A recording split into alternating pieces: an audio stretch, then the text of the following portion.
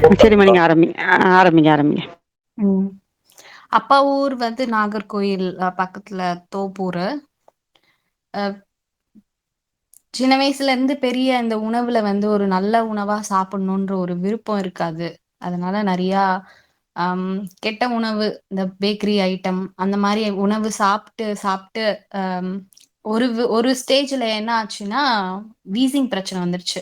நான் இத எதுக்கு நான் சொல்லணும்னா, அலோபதி மருத்துவம் நான் ஏன் வேணான்னு முடிவுக்கு வந்தேன்றதுக்கு, அந்த உடல் உடல் சார்ந்த அந்த பிரச்சனைகள், தொந்தரவு அதுக்கு ஒவ்வொரு தடவையும் அலோபதி அந்த மெடிசன் எடுக்க, எடுக்க ஒவ்வொரு தடவையும் அது வந்து கட்டுப்பட கட்டு கட்டுப்படும். ஆனா, திரும்ப திரும்ப வந்துகிட்டே இருந்தது. ஒரு ஸ்டேஜ்ல அது ஆஸ்மா பிரச்சனையா மாறிடுச்சு. அலோபதி டாக்டர்ஸ் எல்லாருமே என்ன சொன்னாங்கன்னா, "இத வந்து சரி பண்ண முடியாது. காலம் ஃபுல்லா உங்களுக்கு வந்து இந்த மாரி தான் இருக்கும். அதுக்கு வேற வழி இல்ல." அப்படின்னு சொல்லிட்டாங்க. அப்ப வந்து சித்த மருத்துவம் தான் நாங்க எடுத்து பார்க்கலான்னு முயற்சி பண்ணும்போது, அது வந்து 1 வருஷத்துலயே கம்ப்ளீட் கியூர் குடுத்துருச்சு. அப்பதான் வந்து அலோபதி மருத்துவம் வந்து ஒரு முழுமையான தீர்வு எந்த இதுக்கும் குடுக்காது. அது வந்து மேலாப்ல அப்போதைக்கு சரியாகுற மாரி சரியாகி, அதுக்கு நெறைய பக்க விளைவுகள் தான் வரும் அப்டின்ற ஒரு புரிதல் வந்துச்சு. அப்புறமா 2016ல கல்யாணம் நடந்தது. என் கணவரும் எனக்கு நான் என்ன பிரச்சனைய எதிர்கொண்டேனோ, அதே தான் அவங்களும் அவங்க வாழ்க்கையில அனுபவிச்சு, அலோபதி மெடிசனால நெறைய சைட் எஃபெக்ட்ஸ் வந்து, அவங்களோட அந்த சைல்ட்ஹுட் ஃபேஸ் ஃபுல்லாவே இந்த வீசிங் பிரச்சனையால கஷ்டப்பட்டு, அந்த ஒரு சின்ன குழந்தை ஒரு ஓடி ஓடி ஆடி விளையாடக் கூட முடியாத மாரி அவங்க ரொம்ப கஷ்டப்பட்டு, அதுக்கப்புறமா ஹோமியோபதி, சித்த மருத்துவத்துல தான் அவங்களுக்கும் ஒரு கம்ப்ளீட் கியூர் அதுல இருந்து கிடைச்சது. அதனால எங்க 2 பேருக்குமே அலோபதி வந்து அலோபதி மெடிசின் வேணாம் அப்டின்ற ஒரு புரிதல் இருந்தது. அப்பதான் இந்த இயற்கை சார்ந்த வாழ்வியல் பத்தி இந்த மருந்தில்லா மருத்துவம் அதெல்லாம் தெரிய வந்து, அத அத வந்து கேட்டு, அத பயிற்சி பண்ணும்போது, ஒரு காய்ச்சலுக்கு முன்னாடினா, நாங்க உடனே அலோபதி மருத்துவர்கிட்ட போயி மாத்திரை வாங்கி போட்டுப்போம். இப்ப காய்ச்சல் வந்தா ஒண்ணும் பண்ண வேண்டாம். வீட்ல நல்லா ஓய்வு எடுத்தாலே போதும். அதுவா ஆகிடும்ன்றத நம்ம அனுபவிச்சதுக்கு அப்புறமா தான் அது தெரிஞ்சுச்சு. அதனால நாங்க அலோபதிக்கு போறதே அப்படி கம்ப்ளீட்டா ஸ்டாப் பண்ணிட்டோம். அந்த மருந்தில்லா மருத்துவம் அவங்க மூலமா தான் டாக்டர் ஃபஸ்லூர் ரகுமான் ஐயா தெரியும். அது எனக்கு ரொம்ப பிடிச்சது. ஏன்னா எனக்கு வந்து ஆன்மீகத்துல ஒரு தேடல் இருந்தது. ஒரு 20, 22 வயசுல இருந்தே. அந்த தேடல் இருந்ததுனால எனக்கு அவர் சொல்றது என்னால அத அப்படியே முழுமையா உள்வாங்கிக் கொள்ள முடிஞ்சது. அவர் வந்து எல்லாமே இறைதான். இப்போ நம்ம ஒரு மருத்துவர்கிட்ட போறோம். எல்லாமே நம்ம தான் பண்றோம் அப்படின்னு இல்லாம, ஒரு ஸ்டேஜ்ல எதுவுமே முடியாதுன்னு டாக்டர் கைய விரிச்சுட்டா, அப்ப நீ இறை கிட்ட தானே கேட்ப. இறைவா நீ தான் காப்பாத்துன்னு சொல்லுவ. அப்ப நீ இப்ப முதல்லயே அதே அதே ஒரு அதே ஒரு அதையே நினைச்சுக்கோ ஏன் அப்படியே இரேன் அப்படின்ற மாரி எனக்கு புரிஞ்சுது அவர் சொன்னது. அதனால எனக்கு அவரு சொன்னது எல்லாமே என்னால உள்வாங்கிக் கொண்டு என்னால ஃபாலோ பண்ண முடிஞ்சது.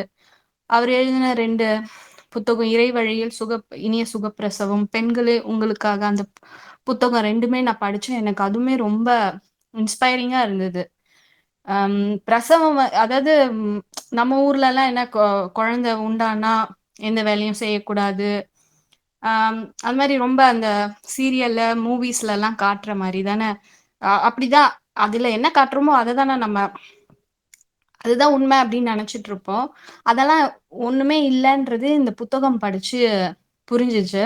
அதனால ரொம்ப நம்பிக்கையா, தைரியமா இருந்தேன். அந்த பிரெக்னன்சிய வந்து எதிர்கொள்றதுக்கு. ஜூன் 2019 வந்து மொத பையன் பிறந்தான். ஆஸ்திரேலியால தான் பிறந்தான். அ இங்க வந்து எனக்கு இங்க இங்க என்ன எப்படி எதுலாம் ரொம்ப தெரியாது. ஆனா என்னோட சொந்தக்காரங்க, நண்பர்கள்லாம் என்ன சொன்னாங்கன்னா, இங்க வந்து 100% வந்து நார்மல் டெலிவரி தான் ட்ரை பண்ணுவாங்க. ஏன்னா, இங்க வந்து நம்ம ஊர் மாரி வெறும் கைனகாலஜிஸ்ட் மட்டும் தான் பிரசவம் பார்க்கணும்னு இல்ல. இங்க தனியா இந்த மிட்வைஃப் கான்செப்ட்ன்னு இருக்கு.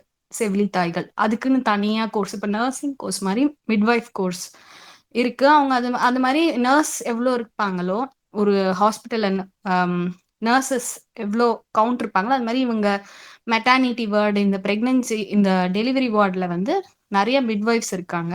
அவங்க வந்து ஃபுல்லா இந்த நேச்சுரல் பர்த்திங்க்கு தான் ட்ரெயின் பண்ணிட்டு இந்த வேலைக்கு வராங்க. அதனால 100% நார்மல் டெலிவரி தான். நீ பயப்படவே தேவையில்ல அப்படின்ற ஒரு தைரியம் குடுத்திருந்தாங்க. அதனால வந்து எனக்கு வீட்டு பிரசவம் கண்டிப்பா டெலிவரிக்கு வேணும் அப்படின்னு அந்த தேடல் எனக்கு இல்ல அப்போ. சரி, ஆம், நம்மளுக்கு எல்லா நாலேஜும் தெரியும். படிச்சத வச்சு இவங்க எப்படியும் நார்மல் டெலிவரி தான் பண்ணிருவாங்க அப்படின்னு சொல்லிட்டு நான் வந்து ஹாஸ்பிட்டல்ல இங்க அலோபதி அவங்க சொல்றதான் ஃபாலோ பண்ணேன். அப்புறம் இங்க இன்னொரு ஒரு நல்ல விஷயம் என்னன்னா, எடுத்த உடனே எந்த மருந்தையும் குடுக்க மாட்டாங்க. 1க்கு 3 தடவ அவங்க டெஸ்ட் பண்ணிட்டு நிஜமாலே குடுக்கணுமான்னா, கம்மி டோசேஜ்ல இருந்து தான் குடுப்பாங்க. ஆனா எனக்கு அலோபதி மெடிசன் எடுக்கிறதுல ஒரு துளி கூட விருப்பம் கிடையாது. முதல் பிரெக்னன்சி வந்து நல்லபடியா தான் ஆரம்பத்துல போயிட்டு இருந்தது. எனக்கு வந்து என் நார்மலா தான் இருந்தேன். அதுல அந்த இறை வழியில் இனிய சுகப்பிரசவம்ல நெறைய பேர் சொன்ன மாரி தான் நார்மலா இருந்தேன். என்னோட வேலையெல்லாம் பண்ணிட்டு இருந்தேன். ஒரு 30 நாள் மட்டும் இந்த இந்த த குமட்டல் அதெல்லாம் இருந்தது. ஒரு 30 நாள் மட்டும். 60 நாள்ல தான் நான் டெஸ்ட் பண்ணேன். ஏன்னா, அப்பதான் எங்க அத்தை, மாமாவெல்லாம் ஊர்ல இருந்து கூட்டிட்டு வரணும். நிஜமாலே பிரெக்னன்ட்டா தான் இருக்கேனா அப்படின்றது டாக்டர் கிட்ட போய் டெஸ்ட் பண்ணோம். அப்போ அதுவும் கன்ஃபார்ம் தான் ஆச்சு. ஆனா அவங்க என்ன சொன்னாங்கன்னா, "உங்களுக்கு வந்து தைராய்டு வந்து அப்நார்மலா இருக்கு." அப்டின்னாங்க. "நீங்க திரும்பவும் டெஸ்ட் பண்ணணும்." அப்படின்னு சொன்னாங்க. அப்புறம் 8வது வாரத்துல ஒரு ஸ்கேன் பண்ணணும்னு சொல்லி அனுப்பிச்சு விட்டாங்க. எனக்கு ஸ்கேன் பண்றதுல உடன்பாடு இல்ல. அவ்ளோ சீக்கிரமா. அப்புறமா திரும்பவும் டெஸ்ட் பண்ணணும் அப்படிலாம் தோணல. நான் வந்து இந்த மருந்தில்லா மருத்துவத்துல தைராய்டு வந்தா என்ன பண்ணணும்? சூரிய குளியல் எடுக்கணும். அப்புறம் கொத்தமல்லி விதை, அதுல வந்து அத கொதிக்க வச்சு அ குடிக்கணும். இதுதான் அதுல அதுல அவங்க சொன்னத நான் அப்படியே ஃபாலோ பண்ண ஆரம்பிச்சேன். அந்த ஃபாலோ பண்ணதுல திரும்பவும் 90 நாள்ல டாக்டரே ஃபோன் பண்ணி, "என்னம்மா நீ வந்து உன் ரிசல்ட் இப்படி இருக்கு. நீ என்ன எதுவுமே டெஸ்ட் எடுக்காம இருக்க. உடனே எடுத்துட்டு வான்னோனே." சரி அவங்க சொல்றாங்களே நான் திரும்பவும் போய் எடுத்தேன். எடுத்ததுல அப்புறம் டாக்டர்லாம் கால் பண்ணல. திரும்ப அவங்க கால்லாம் பண்ணல. எனக்கு அவங்க கால் பண்ணதே ரொம்ப ஆச்சரியமா இருந்தது. ஏன்னா, நான் அதுக்கு முன்னாடி இங்க சிட்னில ஹாஸ்பிட்டலு டாக்டர் பாக்கன்னு போனதே கிடையாது. ஸோ, அதனால அவங்க எனக்கு கால் பண்ணி ஒரு ரிசல்ட் இந்த மாரி கம்மியா இருக்கு. அ எடுன்னு சொன்னதே எனக்கு ஆச்சரியமா இருந்தது. அதனால நான் உடனே எடுத்துட்டேன். அப்புறம் நானே தான் போய் பார்த்தேன். அவங்க திரும்ப கால் பண்ணல. நார்மல்னு வந்துருச்சு ரிசல்ட். அதுவே எனக்கு ரொம்ப திரும்ப மருந்தில்லா மருத்துவம் மேல எனக்கு வந்து ரொம்ப ஒரு பிடிப்பு வந்துருச்சு. இந்த மாரி இயற்கையா அந்த நாட்டு மருத்துவத்திலேயே இவ்ளோ நல்லது நடக்கும் அப்படின்றது இன்னும் ஒரு பிடிப்பு வந்துருச்சு. நான் எந்த சப்ளிமெண்ட்டுமே போடல ஃபர்ஸ்ட் பிரெக்னன்சிக்கு. 7 மாசம் வரைக்கும் எதுவுமே போடல. இவங்க ஃபோலிக் ஆசிட் போடு, அயர்ன் போடு, விட்டமின் டி போடு எல்லாமே சொல்லிட்டு இருந்தாங்க. நான் வந்து விட்டமின் டிக்கு சூரிய குளியல் தான் எடுப்பேன். எப்பலாம் முடியுதோ அதெல்லாம் எடுப்பேன். அம் வெளிய சாப்பிடுறதில்ல. அந்த மாரி நல்ல ஒரு வாழ்வியல் முறை தான் இருந்தது. ஆனா, இந்த நெறையா ஆயிலி ஃபுட்டு, இந்த சுகர் கிரேவிங்ஸ் நெறைய இனிப்பு சாப்பிடணும் அப்டின்ற ஒரு இது இருந்துச்சு. அதனால நான் வீட்லயே செஞ்சு சாப்ட்டுட்டு இருந்தேன். அது நல்லதுன்னு நெனச்சு நான் பண்ணேன். அப்போ அப்போது இருக்கிற புரிதலுக்கு அத பண்ணிட்டுருந்தேன். இந்த பெண்களே இறைவழி சுகப்பிரசவம் புக்ல நெறையா அ சகோதரிகள் வந்து அம் எல்லா வேலையும் பண்ணேன், விளையாடுனேன், அதெல்லாம் பண்ணேன்னு சொன்னதுனால, நானும் ரொம்ப தைரியமா கார் டிரைவிங்லாம் அந்த பிரெக்னன்சி டைம்ல கத்துட்டு ரொம்ப நல்லாவே போச்சு. இந்த 5வது மாசத்துலருந்து இந்த இரும்பு சத்து ரொம்ப குறைஞ்சிச்சா என்னன்னு எனக்கு தெரியல. ஆனா எனக்கு வந்து சாம்பல் சாப்பிடணும். ரொம்ப ரொம்ப அத அடக்க முடியாத மாரி இருக்கும். சாம்பல் சாப்பிடணும், பல்பம் சாப்பிடணும், என்னென்னவோ மண்ணு சாப்பிடணும். இந்த மாரி ரொம்ப பீக்கா இருந்துச்சு. அந்த அந்த 5வது மாசத்துலருந்து 7வது மாசம் வரைக்கும். அப்புறம் 7வது மாசத்துல தான் அவங்க பிளட் டெஸ்ட் பண்ணி, "உனக்கு ரொம்ப அயர்ன் கம்மியா இருக்கு. நீ இப்பயே அட்மிட் ஆகணும். நாளைக்கே நீ அட்மிட் ஆகணும். நான் உனக்கு வந்து இந்த ஐவிஎஃப் இந்த வி அ டைரக்ட்டா அந்த அயர்ன் இன்ஜெக்ஷன் நரம்புல போடுறது நாங்க போட்டே ஆகணும். இப்படியே உன்ன விட முடியாதுன்னாங்க." அப்பதான் நான் வந்து அவங்கள எதிர்த்து பேச ஆரம்பிச்சேன். "இல்ல என்னால முடியாது. நான் போடவே மாட்டேன்னு" ஒரு 1/4 மணி நேரம் அவங்க கிட்ட வாக்குவாதம் பண்ணி, அதுக்கு நான் ஏன்னா ஃபஸ்ருர் ரஹ்மான் ஐயா வந்து உடம்புல வந்து ஊசியா செலுத்தும்போது, அதோட வந்து அந்த கழிவுகள் உடம்பு வந்து நீக்க முடியாது. அது ரொம்ப கஷ்டப்படும். அதுக்கு வந்து உள்ள சாப்பிடுறது எவ்வளோ பரவாயில்லன்னு அவர் ஒரு வீடியோல சொல்லியிருந்தாரு. அதனால நான் இன்ஜெக்ஷனுக்கு சுத்தமா ஒத்துக்கல. அதுவே அவங்களுக்கு என் மேல அம் யாரும் அந்த மாரி ரொம்ப பேச மாட்டாங்க போல. அவங்களுக்கு அது ரொம்ப ஆச்சரியமா இருந்தது. அதுக்கப்புறம் சப்ளிமெண்ட் தான் எடுத்தேன். வேற வழி இல்லாம நான் எடுத்தேன். எடுத்ததுக்கப்புறம் அந்த அந்த சாம்பல் சாப்பிடணும். அந்த இதெல்லாம் 1 வாரத்திலே எனக்கு சரியா போயிடுச்சு. அப்புறம் அந்த 7வது மாசத்துல தான் இந்த ஜெஸ்டேஷனல் டயபிட்டிஸ் இந்த கர்ப்ப காலத்துல வர சர்க்கரை, இந்த இன்சுலின் குறைபாடு வந்தது எனக்கு. அது அது வந்தது. அதுக்கும் இவங்க ஒரு புரோட்டோகால் வச்சிருக்காங்க. அது மைல்டா தான் இருந்தது. ஆனா இவங்க வந்து இருக்கறனால, "நீ இனிமே பத்திய சாப்பாடு தான் இருக்கணும். Low GI food, high GI ஃபுட்ன்னு" அது மாரி அதுக்கு ஒரு செஷன் வச்சு, அதுக்கு ஒரு எஜுகேஷன் குடுத்து, "நீ இவ்ளோ அளவு சாப்பாடு தான் சாப்பிடணும்னு" இந்த மாரி அவங்க சொன்ன மாரி அவங்க ஒண்ணும் பெருசா சொல்லல. "நம்ம உணவையே சாப்பிடுங்க. கொஞ்சம் அளவா சாப்பிடுங்க. நெறைய ஃப்ரூட்ஸ் எடுத்துக்கோங்க. நெறைய வெஜிடபிள்ஸ் எடுத்துக்கோங்கன்னாங்க." நான் அது முன்னாடி செய்யல. இவங்க சொன்ன உடனே நான் அத செய்ய ஆரம்பிச்சேன். செஞ்சுட்டு அவங்க வந்து ஒரு நாளைக்கு 4 தடவ சுகர் டெஸ்ட் எடுக்கணும். நம்ம கையிலேயே அம் நம்ம நம்ம விரல்ல ஊசிய வச்சு குத்தி நெறைய பேருக்கு தெரியும்னு நெனைக்கிறேன். அந்த ஸ்ட்ரிப் வச்சு எடுக்கணும். அது 4 தடவ எடுத்து அத ரெக்கார்ட் பண்ணி அவங்களுக்கு குடுக்கணும். அந்த மாரி பண்ணதுக்கும்போது தான் தெரிஞ்சது, நம்மளோட இயற்கை உணவு, நம்மளோட ப பொதுவா நம்ம ஊர்ல என்ன இட்லி, தோசை, வெறும் அந்த சட்னி, அப்புறம் கூட வந்து ஒரு பொரியல், இந்த மாரி சாப்ட்டா உடம்பு வந்து எவ்ளோ நல்லா இருக்கு, லேசா இருக்கு. ஒரு ஒரு எண்ணெய் பொருள் சாப்பிடுறதோ, இல்ல ஒரு நெறைய இனிப்பு அ நிறைந்த உணவு சாப்பிட்டம்போது, அ அந்த உடம்பு வந்து எவ்ளோ கஷ்டப்படுது, அத டைஜஸ்ட் பண்றதுன்றதெல்லாம் எனக்கு அப்பதான் புரிஞ்சுது. அதுக்கு முன்னாடி புரியல. அது அதுக்கப்புறம் அந்த இயற்கை வாழ்வியல் அப்பதான் எனக்கு ஆரம்பிச்சது. இந்த மாரி சிறுதானிய உணவு, அந்த மாரிலாம் சாப்பிடும்போது, அ அந்த பிரெக்னன்சி அதுக்கப்புறமாவே ரொம்ப உடம்பு லேசா இருந்தது.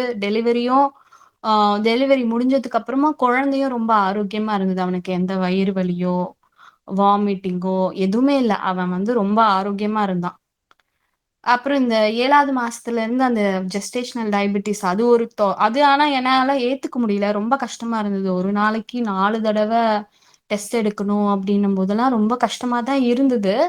அப்புறம் வேற இவங்க வந்து ஒவ்வொரு 7 மாசத்துக்கு அப்புறம் அம் வயிற வந்து அளக்க ஆரம்பிக்கிறாங்க. இதுவுமே எனக்கு ரொம்ப புதுசா இருந்தது. இப்போ சில பேருக்கு வயிறு தெரியாது வெளிய. அவங்கள பொறுத்தவரைக்கும் அவங்க ஒரு அளவு வச்சிருக்காங்க. அதுவும் இங்க ஆஸ்திரேலியால இவங்க வச்சிருக்க அளவு வந்து இந்தியன்ஸ், சைனீஸ், அப்புறமா இங்க யூரோப்பியன்ஸு, அப்புறம் இங்க ஐலேண்டர்ஸ்ன்னு இருக்காங்க. அவங்கலாம் இன்னும் அவங்களோட குழந்தலாம் 5 கிலோல பிறக்குமாம். ஸோ எல்லாரோடதோடையும் வச்சுட்டு ஒரே அளவு தான் வச்சிருக்காங்க. இப்ப அவங்க வயிறு வந்து பெருசா இருக்கு. நம்ம வயிறு சின்னதா இருக்கலாம். ஆனா அவங்களுக்கு ஒரே அளவுகோல் தான். அந்த அளவுகோல வச்சுட்டு, வயிறு ரொம்ப குட்டியா இருக்கு. ரொம்ப குட்டி பேபி உங்களுக்கு சுகர் இருக்கிறனால தான் பிரச்சனை இருக்கலாம் அப்படின்னு ரொம்ப பயமுறுத்திக்கிட்டே இருந்தாங்க. அந்த 7வது மாசத்துல இருந்து குழந்தை பொறக்கிற வரைக்குமே, ஒவ்வொரு விசிட்டுமே ஒரே பயமா தான் அவங்க பயமுறுத்துவாங்க. நான் அத ரொம்ப பெர்சனலா எடுத்துக்கல. ஏன்னா இந்த புரிதல், இந்த புத்தகம்லாம் படிச்சதுனால, அ ஏன்னா அத பெர்சனலா எடுத்துக்கல. ஆனாலும் அவங்க கிட்ட போயி அவங்கள ஹேண்டில் பண்றது, அவங்க அவங்க பேசுறது, அவங்களுக்கு பதில் சொல்லணுமே அப்படின்றது அது ஒரு ஒரு ஒரு மாரி ஸ்ட்ரெஸ்ஃபுல்லா தான் போச்சு. அப்புறம் 31வது வாரத்துல என்ன சொல்ட்டாங்கன்னா, டாக்டரே அந்த அவங்கள பாக்க போம்போது, "தண்ணி கம்மியா இருக்கு. இப்பவே இன்டியூஸ் பண்ணிரணும்." அப்படின்னு சொன்னாங்க. அப்பயும் நான் அப்ப திரும்ப பேசினேன். 2வது தடவ இல்லன்னா நான் அவங்க சொல்றத ஓரளவுக்கு ஃபாலோ பண்ணிட்டு போயிருவேன். அந்த தடவ "இல்ல இது கட்டாயம் நான் பண்ணணுமா?" அப்படின்னு கேட்டேன். "இது கட்டாயம் கிடையாது. இங்க பொறுத்தவரைக்கும் கட்டாயப்படுத்த மாட்டாங்க எதையுமே." நமக்கு வேண்டான்னா வேண்டாம் தான். ஏன்னா, இது என்னோட உடம்பு, என்னோட சுதந்திரம் அப்படின்றதுல அவங்க தெளிவா இருப்பாங்க அது. அத குடுக்கணும். நம்ம ஊர்ல மாரி ரொம்ப புஷ் பண்ண மாட்டாங்க. ஆனா, அவங்க என்னென்னலாம் ஷேர் பண்ணணுமோ அதெல்லாம் சொல்ட்டாங்க. இப்போ உனக்கு வந்து தண்ணி கம்மியா இருக்கு. குழந்தைக்கு இது உயிருக்கு ஆபத்தாகலாம். ஆம் திடீர்னு உனக்கு செக்ஷன் பண்றதுலாம் இதெல்லாம் அந்த பயமுறுத்துறது. அதாவது அவங்களுக்கு தெரிஞ்ச அறிவ அதெல்லாம் சொல்லிட்டாங்க. அப்புறம் அது சொல்லிட்டாங்க. ஆனா நான் வந்து இல்ல நான் 40 வாரத்துக்கு வரைக்குமாவது வெயிட் பண்ணுவேன். இந்த டயபெட்டிஸ் இருக்கறனால 40 வாரம், அதாவது அந்த டியூ டேட் குடுத்துருக்காங்கல்ல, அதுக்கப்புறமா அவங்க வந்து எதுவுமே அ 1 நாள் கூட வெயிட் பண்ண முடியாது. நான் வந்து இன்டியூஸ் பண்ணுவேன். ஏன்னா, "உனக்கு ஸ்மால் பேபியா இருக்கு. உன் குழந்தை சின்னதா இருக்கு. உனக்கு டயபெட்டிஸ் இருக்கு." டயபெட்டிஸ் நார்மல் தான். அவங்க சொன்ன அந்த டயட் ஃபாலோ பண்ணி நார்மலா இருந்தாலும், அவங்க அவங்க ரூல் படி அது இருக்கறனால அவ்வளோதான் அப்டின்ட்டாங்க. அதனால நான் வந்து ரொம்ப பயந்து ஏன்னா எனக்கு எந்த மருந்துமே என் உடம்புல செலுத்திக்க துளியும் விருப்பம் இல்ல. ஆனா இவங்க இவ்ளோ சொல்ற 40 முன்னாடி 40 வாரத்துக்கு அப்புறமா வெயிட் பண்ண மாட்டோம்ன்னு சொன்னோனே, அந்த ஒரு மன உளைச்சல் அதிகமாயி, நான் நெறைய வந்து இந்த பெப்பர் சாப்பிடுறது, அ அ மிளகு, நெறைய கார உணவு, பைனாப்பிள் அது இதுன்னு சாப்பிட்டு அது வலி வந்துருச்சு. ஞாயித்துக்கிழமை பிறக்கணும் டியூ டேட்டு. அவங்க சனிக்கிழமை வந்து இன்டியூஸ் பண்ணணும்னு டேட் குடுத்துட்டாங்க. எனக்கு வந்து வெள்ளிக்கிழமை விடிய காலையிலேயே வலி வர ஆரம்பிச்சுருச்சு. அம் அவங்க எப்படி வலி வரும் எல்லாமே எஜுகேட் பண்ணிட்டாங்க. அதாவது ஹேவிங் எ பேபின்னு ஒரு புக்கு குடுத்து, அதுல எல்லாமே கவர் பண்றாங்க. அதாவது லேபர் எப்படி இருக்கும்? அ அத 3 ஸ்டேஜா பிரிக்கிறது. ஸ்டேஜ்ல வந்து 10 சென்டிமீட்டர் அந்த சர்விக்ஸ் கர்ப்பப்பை வாய் வந்து தொறக்கும். அதுக்கு முன்னாடி மியூக்கஸ் பிளக் வரும். அம் அத அந்த அப்புறம் ஒரு கொடி மாரி படும். அப்புறம் ஒரு 10 சென்டிமீட்டர் ஓப்பன் ஆகும். அதுக்கப்புறம் கொஞ்ச நேரம் டிரான்சிஷன் ஃபேஸ்ன்னு சொல்றாங்க. அது அதாவது புஷிங் ஸ்டேஜ். குழந்தை வெளிய வரதுக்கு அந்த முக்கணுன்ற உணர்வு வரதுக்கு முன்னாடி கொஞ்ச நேரம் வெயிட் கொஞ்ச நேரம் இருக்கும். அப்புறம் அந்த உணர்வு வரும். அதுவா உங்க உடம்பே அதுவா வரும். அப்புறம் பேபி வெளிய வரும். அதுக்கப்புறமா வந்து பிளசன்டா வெளிய வரும். மறுட்டி வெளிய வரும். அப்படின்றது எல்லாத்தையும் அவங்க எல்லாமே நல்லா சொல்லிக் குடுத்தாங்க. அதனால வலி வந்தோனே தெரிஞ்சிருச்சு. இது வலிதான் அப்படின்னு. ஏன்னா விட்டு விட்டு வரும். அந்த மாரி தெரிஞ்சிருச்சு. ஆனா, அதுவே ரொம்ப அதிகமா இருந்தது. இங்க இன்னொன்னு என்னன்னா, வலி வந்த உடனே ஹாஸ்பிட்டல் வரக்கூடாது. அவங்க அவங்க அதுக்கும் ஒரு ரூல்ஸ் வச்சிருந்தாங்க. மொ மொத பிரசவம்ன்றனால, ஒரு 3 நிமிஷத்துக்கு ஒரு தடவ வலி வந்தா தான் வரணும் அப்படின்னு சொல்லிட்டாங்க. எனக்கு கிட்டத்தட்ட அப்படிதான் வந்தது. அதனால போனோம். போயி அவங்க வந்து செக் பண்றேன்னு சொல்லிட்டு கைய வுட்டு, அது வந்து பிரசவ வலியோட ரொம்ப வேதனையா இருந்தது. அது வேற அவ் நம்ம ஆடக்கூடாது, அசையக்கூடாதுன்ட்டுன்னு என் கணவர நல்லா என்ன இருக்க புடிக்க வச்சுட்டாங்க. நல்லா இருக்க என்ன புடிக்க வச்சுட்டு, கைய வச்சு அவங்க அ செக் பண்ணது, அந்த வலி வேதனை தாங்கவே முடியல. கண்லருந்து தண்ணி வர ஆரம்பிச்சுருச்சு. அவ்ளோ வேதனையா இருந்தது. அப்புறம் அவங்க செக் பண்ணும்போதே ஏதோ ஏன்னா கர்ப்பப்பை வாயே ஓப்பன் ஆகலையாம். ஸோ நான் அந்த ஸ்ட்ரெஸ்ல நானு நெறைய அந்த கார உணவுகள்லாம் தேவையில்லாம சாப்ட்டதுனால, அ எனக்கு வந்து அந்த கர்ப்பப்பை வாய் ஓப்பன் பண்றதுக்கா அது தெறக்கிறதுக்கு முன்னாடியே தெறக்கிறதுக்காகவே அந்த பிரசவ வலி மாரி வர ஆரம்பிச்சு. அதுவும் ரொம்ப வீரியமான வலியா தான் இருந்தது. இவங்க ஓப்பன் ஆகலன்னு சொல்லிட்டு, இவங்க என்னவோ அந்த மெம்பரேன் ஸ்வைப்ன்னு சொல்றாங்க. அது ஏதோ அவங்களா கைய வச்சு எடுத்து விடுவாங்களாம். சீக்கிரமா வந்து குழந்தை பிறக்கணும்னு. அத வேற அவங்க பண்ணி விட்டுட்டாங்க. அப்புறமா வீட்டுக்கு அனுப்பிச்சு விட்டுட்டாங்க. "உனக்கு வந்து நாளைக்கு தான் குழந்தை பிறக்கும். நீ திரும்ப போயிட்டு வான்னு." தடவ கார்ல அந்த வலியோட போனதே ரொம்ப கொடுமையான அனுபவமா இருந்தது. அந்த வலியில ஏன்னா எனக்கு வலிக்கும் இவ்ளோ வலிக்கும்னு தெரியல. அந்த இறைவழியில் சுகப்பிரசவம்ல முக்காவாசி பேருக்கு வந்து வலிக்கவே இல்ல. ஃபஸ்லு ரஹ்மான் ஐயா ப்ரே பண்ணாரு. ரொம்ப சுகமா இருந்தது அப்டின்னாங்களா. அதனால எனக்கு வந்து சரி அப்டிதான் இருக்கும். நம்மளும் அதே மாரி தானே இருக்கோம். அப்டிதான் இருக்கும்னு நெனச்சிருந்தேன். ஆனா வலி வந்து ரொம்ப அதிகமா இருந்தது எனக்கு. இந்த ஸ்ட்ரெஸ் இந்த மாரி தவறான உணவு சாப்ட்டதுனால. அப்புறம் வீட்டுக்கு வந்து ஒரு 7 மணி நேரம் தூங்குனதுக்கு அப்புறமா, திரும்பவும் அவங்க சொன்ன அந்த மியூக்கஸ் பிளக்கு, இந்த கொடி மாரி பட்டு, அப்புறமா கொஞ்சம் கொஞ்சமா வலிய ஆரம்பிச்சது. சாயங்காலம் ஒரு வெள்ளிக்கிழமை சாயங்காலம் ஒரு 7 மணிக்கு வலிய ஆரம்பிச்சு, அடுத்த நாளு அடுத்த நாள் விடிய காலையில ஒரு 6 மணிக்கு குழந்தை பொறந்துருச்சு. இங்க என்ன நான் நல்லதா பார்த்தேன்னா, அவங்க அந்த என்விரான்மென்ட்டே ஒரு நல்லா செட் பண்ணியிருந்தாங்க ஹாஸ்பிட்டல்ல. ஒரு அ மைல்டா டிம் லைட் வச்சு, ஒரு மியூசிக் போட்டு, அந்த என்விரான்மென்ட் நல்லா இருந்தது. ஆனா, எனக்கு என்ன பண்ணணும் அதெல்லாம் ஒண்ணும் தெரியல. வலி ரொம்ப அதிகமா இருந்துச்சு. அந்த அந்த குழந்தை வெளிய அ தள்ளணுன்ற உணர்வு நைட்டு 2 மணிக்கே வந்துருச்சு. ஆனா குழந்தை வெளிய வர 4 மணி நேரம் ஆச்சு. அது எல்லாமே ரொம்ப கஷ்டமா இருந்தது. ஆனா எப்படியோ நார்மல் டெலிவரி வந்துருச்சு. அங்க இருக்கிற அந்த மிட்வைஃப் எல்லாமே ரொம்ப அன்பா, ரொம்ப சப்போர்ட்டிவா, ரொம்ப என்கரேஜ் பண்ணி, அந்த மாரி எல்லாமே நல்லா இருந்தது. ஹாஸ்பிட்டல்ல அவங்க வந்து அவங்களோட பெஸ்ட் தான் குடுத்தாங்க. ஆனா அவங்களோட அந்த புரோட்டோகால்ஸ் சில ரூல்ஸ்லாம் வச்சிருந்தாங்கல்ல, அதெல்லாம் அவங்க ஸ்ட்ரிக்ட்டா ஃபாலோ பண்றாங்க. இந்த டெஸ்ட் பண்றேன் பேர் வழின்னு சொல்லிட்டு நம்மள ரொம்ப பண்ணதெல்லாம் தான் எனக்கு வந்து அம் ஒரு கசப்பான அனுபவம். மொத பிரெக்னன்சி என்னதான் நார்மல் டெலிவரி ஆனாலுமே, கசப்பான அனுபவம் எனக்கு நெறைய இருந்தது. ஏன்னா, அந்த பயம், சின்ன குழந்தை அப்படின்னு சொல்லி அவங்க பண்ணது எல்லாமே எனக்கு ரொம்ப கஷ்டமா இருந்தது. அதனால நான் வந்து அடுத்த பிரெக்னன்சிக்கு வந்து இந்த கஷ்டம்லாம் நம்ம படக்கூடாது. நம்மளுக்கு வந்து இந்த கார்ல போறது வலியோட தானே அவங்க அட்மிட் பண்ணிக்க மாட்டாங்க. வலி வந்ததுக்கு அப்புறம் தானே அட்மிட் பண்ணிக்கிறாங்க. அந்த வலியோட கார்ல போறதே ஒரு கொடுமையான விஷயமா இருந்தது. ஸோ இதெல்லாம் நம்மளுக்கு தேவையில்லாம இருக்கு. இதெல்லாம் வேணாம். நம்ம வந்து அம் அந்த கார்ல மெயினா போக்கூடாது. வலியோட கார்ல போக்கூடாதுன்னு ரொம்ப அ அதே அந்த தாட் இருக்கும். அத நெனச்சாலே அந்த மாரி தான் இந்த மாரி இருக்கக்கூடாதுன்னு நெனச்சுக்கிட்டே இருப்பேன். அதனால தான் எனக்கு 2வது வந்து வீட்லயே பிறந்தா நல்லாருக்கும். கார்ல போ தேவையில்ல, எங்கேயும் போ தேவையில்ல. யாரும் நம்மள வந்து டெஸ்ட் பண்ண போறதில்ல. கர்ப்பப்பை ஓப்பன் அந்த வாய் செர்விக்ஸ் ஓப்பன் ஆயிடுச்சா? எவ்ளோ சென்டிமீட்டர் ஓப்பன் ஆயிருச்சு? இதெல்லாம் யாரும் டெஸ்ட் பண்ண போறதில்ல. அப்படின்ற ஒரு விருப்பம் இருந்துச்சு. என் கணவர் மூலமா தான் சுதாகர் ஐயா Facebook பேஜ் வந்து தெரியும். நான் ஃபாலோ பண்ணிட்டுருந்தோம். அப்புறம் உடனே தான் ஒரு ரெ மூ மொ 2019ல குழந்தை பொறந்தனால, ஒரு 3 வருஷத்துல பெத்துக்கணும்னு நெனச்சோம். அதுக்கேத்த சூழல் அமையல. எங்க அம்மா தவறிட்டாங்க. இந்த கோவிட்ல வந்து அ ஒரு ஒரு பிரைவேட் ஹாஸ்பிட்டல்ல தான். சிகிச்சை வந்து சரியில்லாம, இன்சூரன்ஸ்க்கு அவங்க ஆசைப்பட்டு, ரொம்ப ஒரு கொடு ஒரு ஒரு என்ன சொல்றது? அந்த ஸ்டோரி சொல்லணும்னாலே, அந்த மே மாசம் 2021 சென்னையில வந்து ஹாஸ்பிட்டலே கிடைக்காத அந்த ஒரு இதுல தான் அம்மாக்கு வந்து கோவிட் வந்து, அவங்க வந்து ஹாஸ்பிட்டல்ல தேவையே இல்லாம அவங்கள அட்மிட் பண்ணாங்க. அவங்க நார்மலா இருக்காங்க. இன்சூரன்ஸ்க்கு காசுக்கு ஆசைப்பட்டு அட்மிட் பண்ணி, அவங்க சுத்தி இருக்கிற பேஷண்ட்ஸ் எல்லாம் பார்த்து, ரொம்ப பயந்து, அ ரொம்ப பரிதாபமா தான் அவங்க உயிர் பிரிஞ்சுது.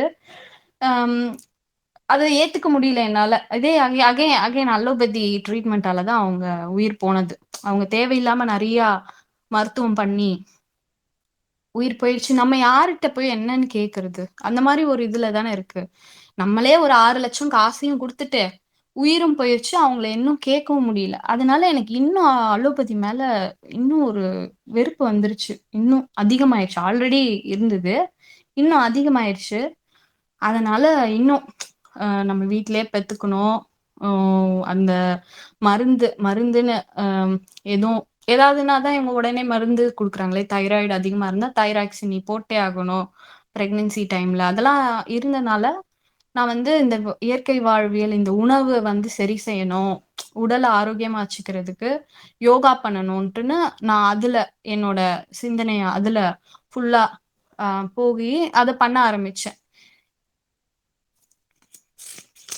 ஸோ யோகா பண்றது, மெடிடேஷன் பண்றது. இப்ப எங்க அம்மா இறந்ததெல்லாம் என்னால ஏத்துக்கவே முடியல. அது இந்த மெடிடேஷன் பண்ணி, இந்த ஆன்மீகத்துல போய் தான் என்னால ஏத்துக்க முடிஞ்சது. அதுலருந்து வெளிய வர ஒரு 3 வருஷம் ஆயிருச்சு. இதுல நடுவுல வந்து ஒரு தடவ அ உண்டாச்சு. 5 வாரத்திலேயே. பார்த்தா நான் ஐடில தான் வேல பார்த்துட்டு இருந்தேன். 5 வாரத்துல இருக்கும்போது லே ஆஃப். லே ஆஃப் அதையும் என்னால ஏத்துக்க முடியல. ஏத்திருந்திருக்கலாம். ஆனா வந்து அந்த புரிதல் இந்த காசு பின்னாடி ஓடிட்டு இருந்த காலம் அது. அத ஏத்துக்க முடியல. அதனால அப்படியே அந்த என்ன நான் கவனிச்சுக்கவே இல்ல. ஃபுல்லா வந்து அடுத்து என்ன பண்ணணும்? அடுத்து எந்த வேல தேடணும்? இன்டர்வியூக்கு ப்ரிப்பேர் பண்ணணும்.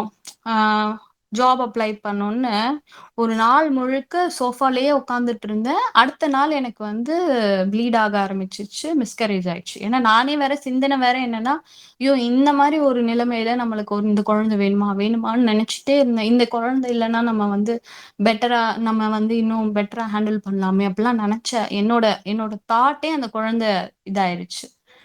அந்த கில்ட் ஃபீலிங்கு அந்த மாரி ரொம்ப இதுவா தான் போச்சு. ஸ்ட்ரெஸ்ஃபுல்லா போனனால, ஒரு 5 வருஷம் கேப் ஆயிடுச்சு. இல்ல வேற நெறைய பேர் ரொம்ப நாள் கேப் ஆயிடுச்சு அப்டின்னாலே பிரசவம் வந்து ரொம்ப அ ரொம்ப பிரசவம் 2வது பிரசவமும் ரொம்ப லென்த்தியா இருக்கும். அ இதுவும் நாங்க ஐடில வேல பார்க்கறதுனால, அப்புறம் இங்க வந்து வாழ்வியல் எப்படி இருக்கும்னா, எல்லாம் நின்னுட்டே பார்க்குற வேல தான் இருக்கும். கிச்சன்லயும் சரி, எல்லாத்துலயுமே நின்னுட்டே எல்லாமே பார்த்துக்கலாம். நம்ம ஊர்லயாவது அட்லீஸ்ட் குடமாவது தூக்குவோம். இங்க அதுவும் கிடையாது. ஸோ, அ கண்டிப்பா ஏதாவது ஒரு உடம்புக்கு ஏதோ எக்ஸர்சைஸ் பண்ற மாரி தான் இருக்கும். அந்த இயல்ப தொலைச்சுட்டோம். பணம் சம்பாதிக்கணுன்ட்டு நீங்க வெளிநாடு வந்து, இயல்ப கம்ப்ளீட்டா தொலைச்சாச்சு. அப்போ யோகா தான் அதனால தான் பண்ண ஆரம்பிச்சேன். மாஸ்டர் வந்து ஒரு போ அம் இந்த பிரெக்னன்சி டைமுக்குன்னு ஒரு போஸ் சொன்னாரு. அதையும் பண்ணிட்டு இருந்தேன். 3 பிரெக்னன்சி அப்போலாம். அது நான் அந்த 3 பிரெக்னன்சி அம் சொல்லும்போது சொல்றேன். அப்புறம் 3 பிரெக்னன்சி வந்து அ ஏப்ரல் 2024 அப்போ மே 2024ல தான் கன்ஃபார்ம் ஆச்சு. அப்ப பார்த்தா என்னோட மனநிலையும் சரி, என்னோட உடல்நிலையும் சரி ரொம்ப நல்லா இருந்துச்சு. ஏன்னா இந்த இயற்கை வாழ்வியல்ல வந்ததுக்கப்புறம், அது வர்றதுக்கு முன்னாடி சில இந்த கழிவு நீக்க பயிற்சிலாம் நான் பண்ணேன். அது அத அத அந்த அத நல்லா யாரெல்லாம் அத சொல்லிக் குடுக்குறாங்களோ, அவங்களோட முறைய இன்னும் நல்லா ஆழமா கத்துக்கிட்டு, கழிவு நீக்க பயிற்சிலாம் பண்ணி, அந்த நம்ம சாதாரணமா நம்ம வீட்ல சாப்பிடுறது தான். என்ன காய கொஞ்சம் அதிகமா சாப்பிடணும்.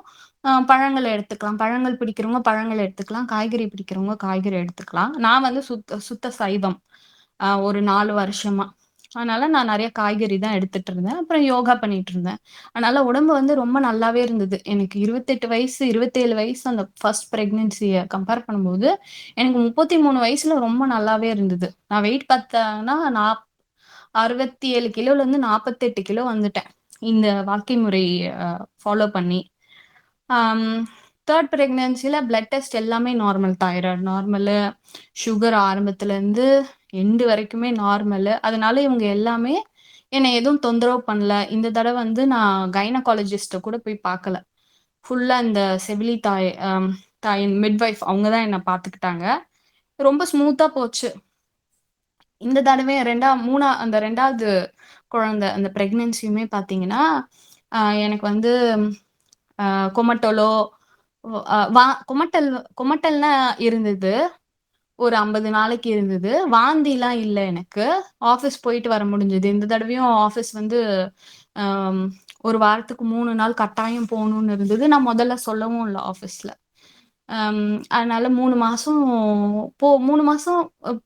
ஆஃபீஸ் போயிட்டு வரதெல்லாம் ஒரு பிரச்சனையா இல்ல. போயிட்டு வந்தேன். வேல பார்த்துட்டு தான் இருந்தேன். கடைசி வரைக்கும் வேல பார்த்துட்டு தான் இருந்தேன். ஒரு 8 1/2 மாசம் வரைக்கும் வேல பார்த்துட்டு இருந்தேன். ஆஃபீஸ் போயிட்டு வந்துட்டு இருந்தேன். அப்புறம் அம் எல்லா ரிசல்ட்ஸும் நார்மல் தான். 7வது மாசத்துலருந்து அயர்ன் சப்ளிமெண்ட் போட்டேன். ஏன்னா, இந்த தடவையுமே அவங்க அயர்ன் மட்டும் கம்மியா தான் இருக்கு. அது நான் வந்து நெறைய ஆராய்ச்சி என் உடம்புல பண்ணி பார்த்தோம். இங்க சாப்பிடுற உணவா? இல்ல நாங்க குடிக்கிற தண்ணியா? என்னதுன்னு தெரியல. நாங்க சாப்பிடுற சாப்பாடு வந்து உடம்புல வந்து நெறையா ஆ அ உட்கொள்ள முடியல. அது என்ன பிரச்சனைன்னு தெரியல. இங்க இருக்கிற எல்லாருக்குமே அதே மாரி தான் இருக்கு. இந்த விட்டமின் B12ம், அயனுமே லோவா இருக்கு. இவங்க தான் அதெல்லாம் லோவா இருந்தா அப்புறம் பிரச்சனை பண்றாங்களேன்னு சொல்லிட்டு, நான் வேற வழி இல்லாம தான் சப்ளிமெண்ட் போட்டேன். எனக்கு சப்ளிமெண்ட் போடுறதுல துளி கூட விருப்பம் இல்லனாலும், அந்த கட்டாயத்தின் பேர் போட்டேன். இவங்க அந்த நார்மலா ஆனதுக்கப்புறம் எனக்கு அது வேற எதுவுமே சொல்லல. ரொம்ப ஸ்மூத்தா போயிருச்சு. அம் இந்த வீட்லயே குழந்தை பெத்துக்கணுன்ற ஆசை மட்டும் தொடர்ந்து இருந்துகிட்டே இருந்தது. சுதாகர் ஐயாக்கு வந்து நானு ஜனவரில குழந்தை பொறந்துச்சு. நான் வந்து அக்டோபர் போலயே நான் மெசேஜ் பண்ணியிருந்தேன் Facebookல. ஆனா அவரு ஃப்ரெண்டா இல்லாததுனால அவருக்கு தெரியல. அப்புறமா தூரத்து சொந்தக்காரங்க ஒருத்தவங்களுக்கு அவங்க வீட்லயே குழந்தை பெத்துக்கிட்டாங்க. அவங்க மூலமா கேட்கலான்னு அவங்க கிட்ட பேச ட்ரை பண்ணிட்டே இருந்தேன். முயற்சி பண்ணிட்டே இருந்தேன். ஆனா அவங்க அவங்க ரொம்ப பிஸியா இருந்ததுனால அவங்க கூட பேச முடியல. ஆம், நான் வந்து ஜனவரி 26 டியூ டேட் குடுத்துருந்தாங்க. டிசம்பர் 20 தான் வேலைய கம்ப்ளீட்டா முடிச்சேன். அப்புறம் ஒரு 5 வாரம் வீட்ல இருந்தேன். அந்த அதே சமயத்துல தான் சுதாகர் ஐயா வந்து Facebookல லிங்க் ஷேர் பண்ணியிருந்தார். குழுவோட எ லி அம் லிங்க் வாட்ஸ்அப் குரூப் லிங்க். அது மூலமா இணைஞ்சு நான் மெசேஜ் போட்டேன். இந்த மாரி எனக்கு விருப்பம் இருக்கு. யார ம் உ உங்க உங்க அனுபவத்த எனக்கு என்கிட்ட பகிர்ந்துக்கோங்க ப்ளீஸ்ன்னு சொல்லி போட்டிருந்தேன். அப்பதான் கீதா அக்கா வந்து மெசேஜ் பண்ணியிருந்தாங்க. கீதா சுதாகர் ஐயா. கீதா சுதாகர் அக்கா மெசேஜ் பண்ணி பேசினாங்க. எல்லாம் கேட்டுக்கிட்டாங்க. அப்புறம் ஆருல்யா அக்கா நம்பர் குடுத்தாங்க. அப்புறம் ஆருல்யா அக்கா கிட்ட பேசி அவங்க எனக்கு ஒரு 45 நிமிஷம் மேல என்கிட்ட பேசியிருப்பாங்க. என்னோட கேள்வி எல்லாத்துக்குமே ஆன்சர் பண்ணாங்க. பேசிட்டு நான் அப்புறம் என் கணவர்கிட்ட சொன்னேன். அவங்க வந்து ரொம்ப இதுக்கு எதுவுமே பெருசா சொல்லிக்கல. எதுக்கு? அதான் இங்கேயே நார்மல் பண்றாங்களே, இங்கேயே அன்பா பார்த்துக்கிறாங்களே, அப்புறம் எதுக்கு நீ பண்ணணுன்ற? அப்படின்னு அவங்க சுத்தமா அதுக்கு ஒரு இன்ட்ரெஸ்டே காட்டல. எதுக்கு இதெல்லாம் அப்படின்ட்டாங்க. நான் அப்ப அவங்க அப்படி சொன்னதுக்கு அப்புறம் எனக்கும் என்னடா இது அப்படின்ற யாருமே சப்போர்ட்க்கு இல்லாம நம்ம எப்படி பண்ண போறோம்? அதையும் நான் ஒரு ஆருல்யா அக்காவே அப்புறம் ஒரு 2 வீக்ஸ் கழிச்சு மெசேஜ் பண்ணாங்க. அப்ப அவங்க கிட்ட நான் திரும்பவும் பேசினேன். இந்த மாரி அம் இல்ல ரொம்ப இன்ட்ரெஸ்ட் காட்ட மாட்றாங்கன்னும்போது, அக்கா வந்து அ ஒரு சகோதரியோட அனுபவம் ஷேர் பண்ணாங்க. அது எனக்கு ரொம்ப இன்ஸ்பைரிங்கா இருந்தது. இந்த மாரி வீட்ல ஹஸ்பண்டும் அதுக்கு ரொம்ப அம் சப்போர்ட் பண்ணல. அம்மாவும் சப்போர்ட் பண்ணல. அந்த பொண்ணு வந்து அந்த சகோதரி வந்து வலிய தாங்கிக்கிட்டு வெளியவே காட்டிக்கல. எவ்ளோ வலிக்கும் சில பேருக்கு குடுத்து வச்சு சில பேருக்கு வலிக்கல. அவங்கலாம் அ குடுத்து வச்சவங்க. அவன் அந் அவங்களுக்கு வலிச்சிருந்திருக்கலாம். அத காட்டவே இல்ல. காட்டாம அம் அ கடைக்கு அம்மாவ கூட குழந்தை இப்ப வெளிய வர மாரி இருக்குன்றம்போது, அம்மாவ கூட கடைக்கு அனுப்பிச்சுட்டு அப்புறம் குழந்தை பெத்துக்கிட்டாங்கன்னு சொன்னாங்க ஒரு கதை. அது ரொம்ப இன்ஸ்பைரிங்கா இருந்தது எனக்கு. அதனால நானும் சரி ஓகே வழி வரும்போது பார்த்துக்கலாம் அப்படின்னு சொல்லி நான் ஃப்ரீயா விட்டுட்டேன். நான் எல்லாமே அந்த பிரபஞ்சம் இறை கிட்ட விட்டுட்டேன். பறக்கும்போது பார்த்துக்கலாம் அப்படின்னு சொல்லிட்டு. அப்புறம் கடைசியா அந்த 37வது வாரம், அந்த 9 1/2 மாசம் அப்போ பார்த்து இவங்க என்ன சொல்ட்டாங்கன்னா, எனக்கு பிளேட்லெட்ஸ் ரொம்ப கம்மியாயிடுச்சுன்னு. அப்பயும் கரெக்ட்டா ஆருல்யா அக்கா வந்து மெசேஜ் பண்ணியிருந்தாங்க. அதனால அந்த அக்கா கிட்ட சொன்னேன். அக்கா வந்து ஆ நான் வந்து அப்ப ஃபஸ்லூர் ரகுமான் ஐயா, அப்புறம் உமர் ஃபரூக் ஐயா அவங்க அவங்க சொன்னது, அதெல்லாம் அக்கா திரும்ப எனக்கு ஞாபகப்படுத்துனாங்க. ஆமாக்கா, உண்மதான்க்கா. அதாவது அளவுன்றது வந்து இவங்க ஒரு ஒரு ஒரு set of group of people எடுத்துட்டு அவங்களோட ஆவரேஜ் அத தானே காட்டுறாங்க. ஸோ அதுதான் வந்து அந்த அளவு தான் இருக்கணும்னு கிடையாது அப்படின்றது ஆமாக்கா அப்படின்னு. ஆனா இவங்க ஏதாவது பிரச்சனை பண்ண போறாங்களேன்ற ஒரு ஒரு ஒரு சின்ன பயம் இருந்துச்சு. அப்புறம் அது உணவு மூலமாவே சரியாயிடுச்சு. பீட்ரூட்டு, அப்புறம் ஆம், ஆ கிவி ஃப்ரூட்டு அதெல்லாம் சாப்பிட்ட உடனே அந்த பிளேட்லெட்ஸ் வந்து ஒரு 2 வாரத்துல நார்மல் ஆயிடுச்சு. இவங்க எவ்ரி வீக் என்ன பிளட் டெஸ்ட் எடுக்க சொன்னாங்க. நான் அவங்க சொன்னதெல்லாம் கேட்டுக்கிட்டேன். பிளட் டெஸ்ட் எடுத்தேன் தான். எடுத்தேன். ஏன்னா இவங்க எதுவுமே என்ன வந்து ரொம்ப கஷ்டப்படுத்துற மாரி எதுவும் பண்ணல. அதனால அ எதுக்கோ எடுத்துட்டேன். ஏன்னா டெலிவரி டைம்ல வேற ஏதாவது மெடிசின் எக்ஸ்ட்ராவா போட்ற போறாங்க அப்படின்னு சொல்லிட்டு நான் எடுத்துட்டேன். எனக்கு நார்மல் ஆயிடுச்சு. ஒரு 2 வாரத்துல எனக்கு நார்மல் ஆயிடுச்சு. நார்மல் ஆனாலும் இவங்க எனக்கு எதுவும் சொல்லல. அம் நான் ஜனவரி 26 டியூ டேட்டு. நான் 21 23 எப்பயோ ஹாஸ்பிட்டல் போனேன். அப்ப வந்து உங்களுக்கு 26ம் வலி வரலன்னா என்ன பண்ணுவாங்கன்னா, அடுத்த வாரம் வரைக்கும் நாங்க வெயிட் பண்ணுவோம். அப்ப வந்து உங்கள செக் பண்ணுவோம். அப்பயும் உங்களுக்கு எல்லாமே நார்மலா இருந்ததுன்னா, நாங்க வந்து அம் கேட்போம். உங்களுக்கு ஓகேன்னா நாங்க வந்து இன்டியூஸ் பண்ணுவோம். இல்லன்னா, உங்க இஷ்டம் அப்படின்னு சொல்லி விட்டுட்டாங்க. ஆ அதனால எனக்கு வந்து எந்த பயமும் இல்ல. போன தடவ மாரி பயம் இல்ல. ஏன்னா போன தடவ அந்த டயபெட்டிஸ் இருந்ததுனால, அவங்க அவங்க அந்த மாரி அவங்களோட புரோட்டோகால் படி, அவங்க வந்து இன்டியூஸ் பண்ணியே ஆகணுன்ட்டாங்க. இந்த தடவ எனக்கு எல்லாமே நார்மலா இந்த வாழ்வியல் முறை மாத்தி, நல்ல உணவு முறை, நல்ல ஒரு மனச நல்லா வச்சுக்கிட்டதுனால, எனக்கு ஏதோ நார்மலா இருந்தனால அவங்க ஓகே நீ இருந்துக்கலாம் அப்டின்ட்டாங்க. அதனால நான் வந்து ரொம்ப ஹேப்பியா தான் இருந்தேன். வி வி ரொம்ப ஹேப்பியா எங்கேயும் வெளியலாம் போகாம, வீட்லயே இருந்து பெரிய பையனோட நேரம் செலவிட்டு இருந்தேன். 25 ஜனவரி 25 தான் குழந்தை பொறந்தது. 24 சாயங்காலம் வந்து ஒரு இங்க சாயங்காலம் ஆக்சுவலா அம் வெயில் காலம் அப்ப பார்த்தோம்னா, இங்க 9 மணி வரைக்கும் வெயில் இருக்கும். அ சாயங்காலம் 8:15 அப்ப வந்து அ எவ் எ கர்ப்ப காலத்துல அந்த 7 மாசத்துக்கு அப்புறம் சுடு தண்ணி குளியல், வந்து நல்லதுன்னு நல்லா தூக்கம் வரும் அப்படின்னு சொன்னனால, நான் அந்த குளிக்கிற வழக்கம் இருந்தது. குளிச்சுட்டு தண்ணியெல்லாம் தேய்ச்சு விடும்போது, அந்த அம் பனிக்குடம் உடைஞ்சிருச்சு. பனிக்குடம் உடைஞ்சோனே, இப்ப நெறைய பேருக்கு வந்து பனிக்குடம் உடைஞ்சு நான் அதுக்கு முன்னாடி தான் ஒரு வீடியோ பார்த்தேன். பனிக்குடம் உடைஞ்சு 10 நாள் கழிச்சு குழந்தை பிறந்தது. அதனால பனிக்குடம் உடைஞ்சா உடனேலாம் குழந்தை பிறக்கும் அப்டின்லாம் எனக்கு தெரியல.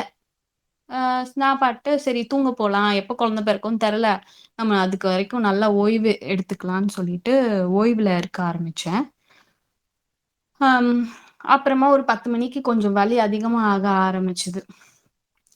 ஆரம்பிச்ச உடனே சரி அம் நம்ம எந்த ரூம்ல வந்து குழந்தை பிறக்கணும்னு கூட நான் நினைக்கல. ஏன்னா, என் கணவர் தான் அதுக்கு சுத்தமா ஒத்துக்காததுனால, சரி நம்ம அந்த இடத்துல ஒரு ஒரு இடமா இருப்போம் அப்படின்னு சொல்லிட்டு, அந்த இடத்தெல்லாம் அ செட் பண்ணிட்டு அங்கேயே இருக்கலாம். அம் அம் எ அங்கேயே இருக்கலாம். மெடிடேட் பண்ணிட்டு இருப்போம் அப்படின்ட்டுன்னு பண்ணிட்டு இருந்தோம். அப்ப 11:30 மணிக்கு தான் வலியா இருக்கும் அப்படின்னு சொல்லிட்டு என் கணவர்ட்ட சொல்றேன். அப்புறம் பார்த்தா, அதுக்கப்புறம் அடுத்து, அடுத்து, அடுத்து வலி வர ஆரம்பிச்சுருச்சு. ஒரு 2 நிமிஷத்துக்கு ஒரு தடவ அப்படின்னு வலி வர ஆரம்பிச்சுருச்சு. இந்த தடவ ரொம்ப அமைதியா, நிதானமா, முடிஞ்ச வரைக்கும். சில தடவ முடியல. கொஞ்சம் அதிகமான வலி இருந்தது. ஏன்னா நின்னுக்கிட்டே இருக்கணுமேன்ட்டுன்னு இந்த வேற எதுலயாவது உட்காந்து பார்த்தேன். வேற ஏதாவது பண்ணி பார்த்தேன். அத பண்ணும்போதெல்லாம் ரொம்ப வலி அதிகமா இருந்தது. நின்னுக்கிட்டே எனக்கு இருக்கும்போது வலி வந்து மேனேஜபிளா இருந்தது. அப்போ இந்த மூச்சு பயிற்சி அந்த டைம்ல மூச்சு பயிற்சி பண்ணும்போதெல்லாம் ரொம்ப காமா கத்தவே இல்ல.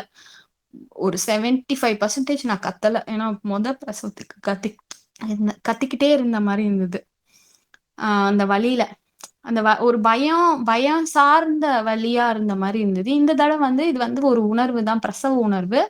அத வந்து கவனிக்க ஆரம்பிச்சேன். இது இப்ப அருளி அக்காவும் அது சொன்னாங்க, "நீ கவனிக்கணும்." ஏன்னா எனக்கு இந்த பெயின் இல்லாம எப்படி தப்பிக்கலான்னு நான் நெறையா அத பத்தி தேடுதல் இருந்தது. அப்போ மோஸ்ட் ஆஃப் த லேடீஸ்க்கு வந்து பெயின் இருக்கு. பெயின் வரலாம். அத வந்து "நீ பெயினா பார்க்காத. அது வந்து ஒரு உணர்வு தான். அத வந்து ஏத்துக்கோ." அப்படின்னு சொன்னாங்க. அதே மாரி தான் மோஸ்ட் ஆஃப் த டைம் இருந்தது. A most of the time வந்து காமா வலியே என்ன சுத்தி இருக்கவங்களுக்கு எனக்கு வலி வருதுன்னே தெரியாத மாரி தான் இருந்தது. அந்த டைம் வரும்போது பிரீத் பண்ணுவேன். அம் போயிருச்சு. அப்புறம் அந்த புஷ் பண்றதுக்கு முன்னாடி, இந்த புஷிங் ஸ்டேஜ்க்கு போறதுக்கு முன்னாடி ரொம்ப பீக்கா இருந்தது பெயினு. அந்த டைம் வந்து தான் இறைவா! என்னடா இறைவா! நான் எவ்ளோ இதுக்காக மெனக்கெட்டேன். கடைசில என்ன இவ்ளோ வலி இருக்கே! என்ன இறைவா! அப்டின்ற மாரி இறைவன்கிட்ட பேச ஆரம்பிச்சேன். பேச ஆரம்பிச்சு, சரி ஓகே. அ எனக்கு இப்படிதான் இருக்கு. நான் இத அப்படியே ஏத்துக்கிறேன் அப்படின்னு சொல்லிட்டு நான் அந்த டைம்ல அதான் தோணுச்சு. சரி எனக்கு இதுதான் அப்படின்னு சொல்லி ஏத்துக்கிட்ட உடனே அடுத்த வழி வந்து இந்த புஷிங் ஸ்டேஜ் அந்த முக்கணுன்ற உணர்வு வந்துருச்சு. எனக்கு அதுவரைக்கும் வந்து இவ்ளோ நல்லா குயிக்கா இவ்ளோ சீக்கிரமா குழந்தை பிறக்க போதுன்றது தெரியவே இல்ல. ஏன்னா இந்த தடவ இவங்க எந்த செக்கும் பண்ணல, எதுவும் பண்ணாததுனால எனக்கு ஒண்ணுமே தெரியல. ஒரு 11:30க்கு தான் வலி வருதுன்னு தோணுது. இந்த 1:30, 1:45க்குலாம் அந்த முக்கணுன்ற ஸ்டேஜ் வந்து ஒரு 4 வலி அதுக்கு அடுத்த வலியிலேயே குழந்தை வெளிய வந்துருச்சு. ஒரு 2 ஸ்டேஜ் தான் 2 வலியில வலியில வந்து குழந்தை ஹெட் வந்து கொஞ்சோண்டு வெளிய வந்தது. அடுத்த வலியில வந்து குழந்தை முழுசா வந்துருச்சு. என் கணவருக்கு கொஞ்சம் ஷாக்கிங்கா தான் இருந்தது. அவருக்கும் ஒண்ணும் பண்ணணும்னு தெரியல. ஏன்னா, அவரு வந்து ஹாஸ்பிட்டல் போலாம். அதுக்கு ஒரு கார்டு வச்சு குடுத்துருக்காங்க. எல்லா பிரெக்னன்ட் லேடீஸ்க்கும் அந்த ஒரு கார்டு குடுப்பாங்க. அவங்க தேடுறாங்க அந்த கார்ட. ஆனா கார்டு வந்து நான் வேற எங்கேயோ வச்சுட்டேன். அப்போ தெரியாம தான் வச்சேன். இது நான் தெரிஞ்சு எதுவுமே பண்ணல. அவங்களால தேட முடியல. அவங்க என் கூடயே இருக்காங்க. அடுத்து வலி வந்துட்டே இருக்கறனால, என்ன பண்ணணும்னு தெரியல. ஹாஸ்பிட்டலுக்கும் அவங்க கால் பண்ணல. வீட்லயே குழந்தை பிறந்துருச்சு. நான் விருப்பப்பட்ட மாரியே வீட்லயே குழந்தை பிறந்துருச்சு. அவங்கள தான் குழந்தைய வாங்குனாங்க. குழந்தைய வாங்கிட்டு, அப்புறம் அடுத்து அடுத்து உடனே வலி வரல. பிளசன்ட்டா வரல. இப்போ நானும், என் கணவரும் தான் அந்த ரூம்ல இருக்கோம். ஆனா, நான் அந்த கடைசியா அந்த புஷ் பண்றதுக்கு முன்னாடி ரொம்ப வலிச்சம்போது கத்துனதுல, எங்க அத்தை வந்துட்டாங்க. மாமியார், மாமனார் எங்க கூட தான் இருக்காங்க. அவங்க வந்துட்டாங்க. அவங்க ரொம்ப பதட்டம் ஆயிட்டாங்க. நான் அவங்க முன்னாடி தான் இந்த வீட்டு பிரசவம், சகோதரிகள் பகிர்வு. டிசம்பர் 20க்கு அப்புறமா எல்லா சகோதரிகள் பதிவு அந்த அ எக்ஸ்பீரியன்ஸ் ஷேர் பண்ணது எல்லாத்தையும் கேட்டுட்டு இருப்பேன். அவங்க முன்னாடி தான் கேட்டுட்டு இருப்பேன். அவங்களுக்கு தெரியும் எனக்கோட விருப்பம் இருக்கு. ஆனா நான் அவங்க கிட்ட எதுவும் பேசல. ஏன்னா இந்த இயற்கை வாழ்வியல் இதெல்லாம் நம்ம சொல்லும்போது நெறைய எதிர்ப்பு தான் வந்துச்சு. அலோபதிக்கு நான் போக மாட்டேன். அப்படிலாம் சொல்லும்போது நெறைய எதிர்ப்பு வந்து அது நெறைய பட்டு நான் யார்கிட்டயுமே எதையுமே பேசுறத விட்டுட்டேன். ஓகே. நம்மளுக்கு ஒரு புரிதல் இருக்கு. நம்ம பண்ணுவோம் நம்ம விருப்பத்த. ஏன்னா நெறைய பேர் வந்து பயமுறுத்துறாங்க. அவங்களும் ஒரு அக்கறையில தான் சொல்றாங்க. ஆனா அவங்களோட புரிதல் அது, என்னோட புரிதல் எது அப்படின்றனால எனக்கு என்ன இது இருக்கு. எனக்கு இது சரின்னு தோணுது. அப்படின்றனால நான் எனக்குள்ள தான் வச்சேன். என் கணவர்ட்ட மட்டும் கேட்டேன். அவருக்கு விருப்பம் இல்லன்னோனே அப்படியே விட்டாச்சு. ஸோ அவங்க ரொம்ப பயந்துட்டாங்க. ஐயோ! என்ன பண்றதுன்னு தெரியல. ஐயோ! என்ன பண்றது தெரியலன்னு அவங்க பயந்து எனக்கு ஒரு லைட்டா ஒரு பதட்டம் வந்துருச்சு. ஆனா நான் பயப்படல. ஏன்னா குழந்தை வெளிய வந்த உடனே அவ அழுதுட்டா. அப்புறம் வந்த உடனே அ பார்க்குறோம் அவ வந்து அம் அ யூரின் போக ஆரம்பிச்சுட்டா. அதனால எனக்கு பயமாவே இல்ல. அவ நல்லா இருக்கா அப்படின்ற அதான் அந்த ஒரு நம்பிக்கை இருந்தது. குழந்தை நல்லாருக்கும். நம்ம இறை வந்து நம்மளுக்கு நல்லது தான் எப்பயும் செய்யும். அப்படின்றது நம்பிக்கை இருந்தது. அவங்க ரொம்ப பதற்றம் ஆகிட்டனால, என் கணவருக்கும் கொஞ்சம் பதட்டம் வந்துருச்சு. என்ன பண்றது? என்ன பண்றதுன்னு தெரியலன்றாங்க. ஐயோ! யாராவது தெரிஞ்சவங்க இருந்தா நல்லா இருக்குமே! தெரிஞ்சவங்க யாராவது கூட இல்லாம இப்படி பண்ணக்கூடாதே! அப்படின்ட்டுனே இருந்தாங்க. அப்பதான் நான் வந்து ஆருல்யா அக்காக்கு ஃபோன் பண்ணுங்க அப்படின்னேன். அப்புறம் அவங்க வந்து ஏன்னா இவங்களால ஹாஸ்பிட்டல் கூட ஃபோன் பண்ண முடியல. அந்த கார்டு இல்லாதனால நம்பர் தெரியல. எந்த டீட்டெயில்ஸும் இல்ல. அருள்யா அக்காக்கு ஃபோன் பண்ணோம். அவங்க பையன் எடுத்தாரு. மொத பையன். அம்மா தூங்குறாங்கன்ட்டாங்க. அய்யய்யோ! என்ன பண்றது? எனக்கு வந்து ஒரு நாலேட்ஜ் இருந்தது. இந்த புக்கெல்லாம் படிச்சு, அ அந்த நாலேட்ஜ் இருந்தது. என்ன பண்ணணும்னு தெரிஞ்சாலும், அந்த டைம்ல எல்லாரும் பதட்டப்பட்டனால, அம் ல எனக்கு சொல்லணும் அப்படின்னு தோணல. தோ வேற வழி இல்லன்னா அததான் பண்ணியிருப்போம். அப்புறம் ஆருல்யா அக்காவே ஃபோன் பண்ணாங்க. அது வந்து அப்பா கடவுளே வந்து உதவி பண்ண பண்ணது தான் அது. மனுஷங்க மூலமா தானே கடவுள் உதவி பண்ணுவாரு. அவரே நேரா வந்து பண்ண முடியாதுல்ல. அவங்க தான் பண்ணாங்க. என்னென்ன பண்ணணும்? ஓகே இப்ப ரிலாக்ஸா இருக்கணும். பிளசன்டா அப்பதான் பிளசன்டா வரலன்னு வேற பயந்துட்டு இருந்தாங்க என் கணவர்லாம். வரும். அதெல்லாம் பயப்படாதீங்க. அதெல்லாம் வந்துரும். சுக்கு காஃபி குடிங்க. ரிலாக்ஸ்டா இருங்க சரண்யா அப்படின்னு சொன்னாங்க. ரிலாக்ஸ்டா இருந்தேன். அப்புறம் அவங்க கிட்ட ஃபோன் பேசினதுக்கு அப்புறம் தான் எங்க அத்தை வந்து அந்த பயத்த நிப்பாட்டுனாங்க. அப்புறம் என் கணவருமே அவங்க சொன்னதெல்லாம் பண்ணிட்டாங்க. பண்ணிட்டு குழந்தைக்கு நான் உடனே தூக்கி பால் குடுத்துட்டேன். ஏன்னா நமக்கு அந்த அனுபவம் குழந்தைய ஹேண்டில் பண்ண அனுபவம் இருந்தனால தூக்கி குடுத்தா அந்த பாப்பா வந்து நல்லா குடிக்க ஆரம்பிச்சுருச்சு. ஆனா என்னன்னா, குழந்தைக்கு வந்து அ நான் என்னோட இது பால் குடுக்க அந்த பிரஸ்ட்ட அமுக்குன உடனே வந்து அந்த தண்ணி மாரி வந்தது. இங்க வந்து பிரஸ்ட் ஃபீடிங் செஷனும் வச்சிருந்தாங்க. இதுக்கு நான் அட்டெண்ட் பண்ணேன். அப்ப வந்து குழந்தை பிறந்து முதல்ல வந்து தண்ணியா வரும். அது ஒரு 2 நாளைக்கு அப்படிதான் இருக்கும். அதுக்கப்புறமா வந்து மஞ்ச கலர்ல இருக்கும். நல்லா கெட் கட் அ கெட் கெட்டியா மஞ்ச கலர்ல இருக்கும். சீம்பால் அதுதான். அப்புறம் அது ஒரு 2, 3 நாளைக்கு இருக்கும். அதுக்கப்புறம் தான் உனக்கு பால் வரும். அப்புறம் வந்து குழந்தைய வந்து அந்த பிரஸ்ட் எப்படி அந்த லாட்ச் ஆகணும்?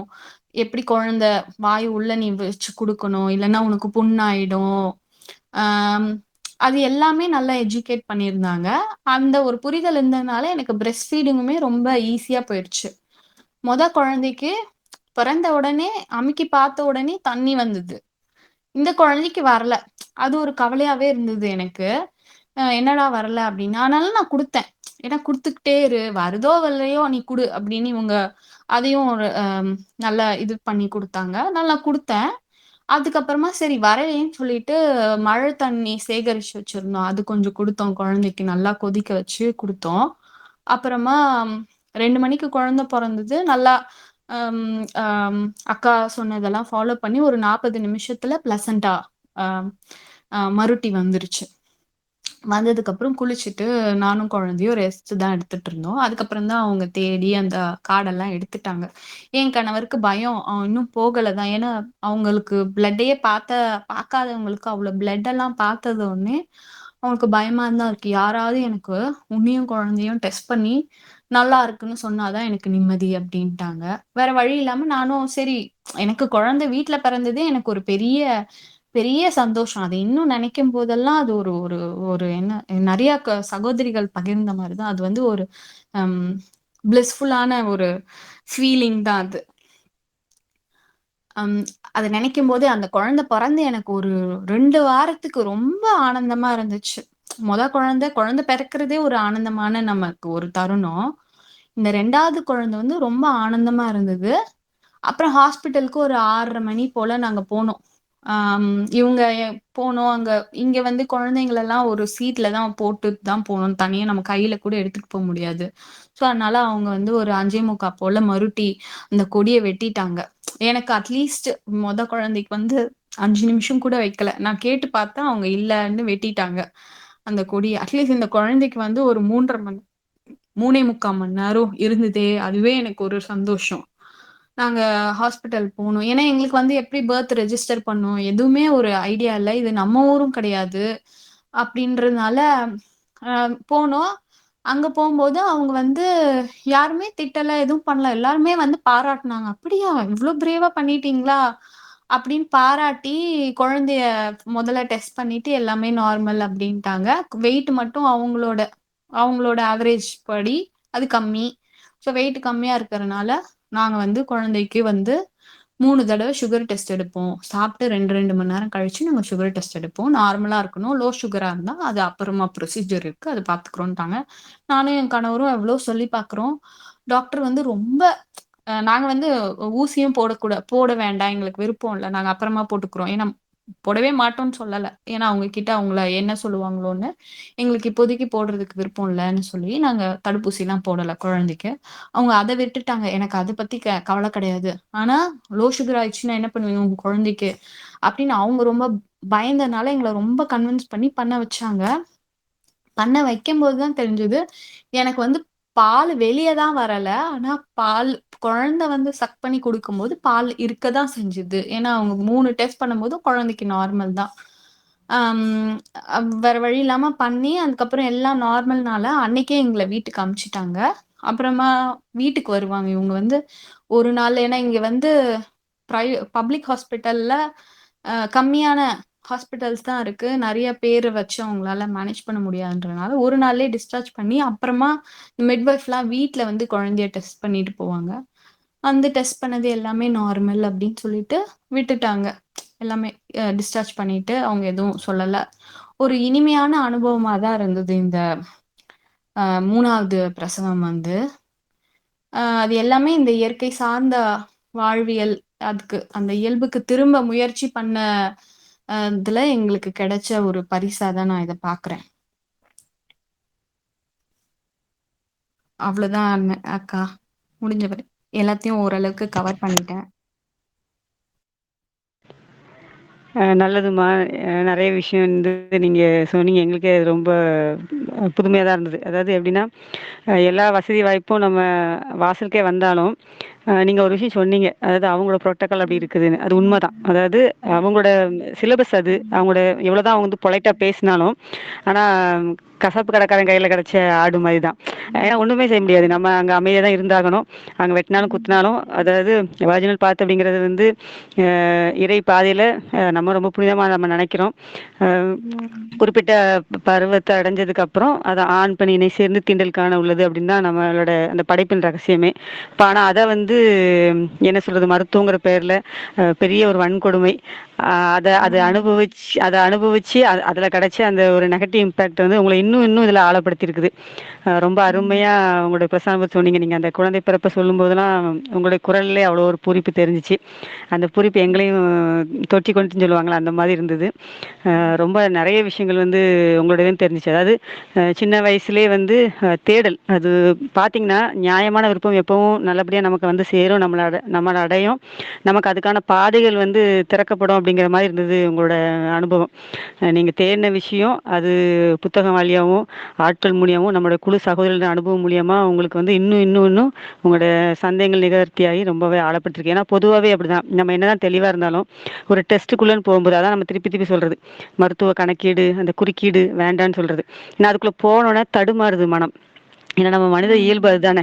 அப்ப அந்த ஆமா. தடுமாறுது. ஆனா அந்த தடுமாற்றத்தையும் நீங்க சீராக்கிக்கிட்டீங்க சகோதரருடைய அனுபவ பகிர்வு மூலியமா. அதனால தான் வந்து நம்ம இந்த கலந்துரையாடலா இருக்கட்டும், அல்லது அனுபவ பகிர்வுகள வந்து டெலகிராம் குழுவுல வந்து நம்ம சேர்த்து வைக்கிறதுக்கு என்ன காரணம் அப்படின்னு பார்த்தீங்கன்னா, ஏதோ ஒரு இடத்துல வந்து ஒரு நெருடல் வரும்போது, அந்த ஒருத்தவங்களுடைய அனுபவம் வந்து நம்மள தேற்றுது நிச்சயமா. இப்ப நீங்க சொன்னீங்க பார்த்தீங்களா, பனிக்கூட உடைஞ்சு 10 நாளு, 13 நாளு, அவங்க உள்ளோன்னு கூட அத பகிர்ந்து வச்சுக்கிட்ட விஷயம் வந்து நெறைய பேருக்கு வந்து கை குடுக்குது. அப்ப இயல்பு ஆமா. அப்படிங்கிறது வந்து இன்னும் ஆழப்படுது. அப்ப நம்ம ம். எதையும் குறுக்கிடாம நம்ம அத வந்து என்ஜாய் பண்ணிட்டே இருந்தோம்னா, அந்த 9 மாசம் முடிவுல வந்து நிச்சயமா நம்மளோட பலன வந்து நம்ம வந்து அனுபவிக்கிறோம். அவ்வளோ இனிமையா நம்ம அனுபவிக்கிறோம்.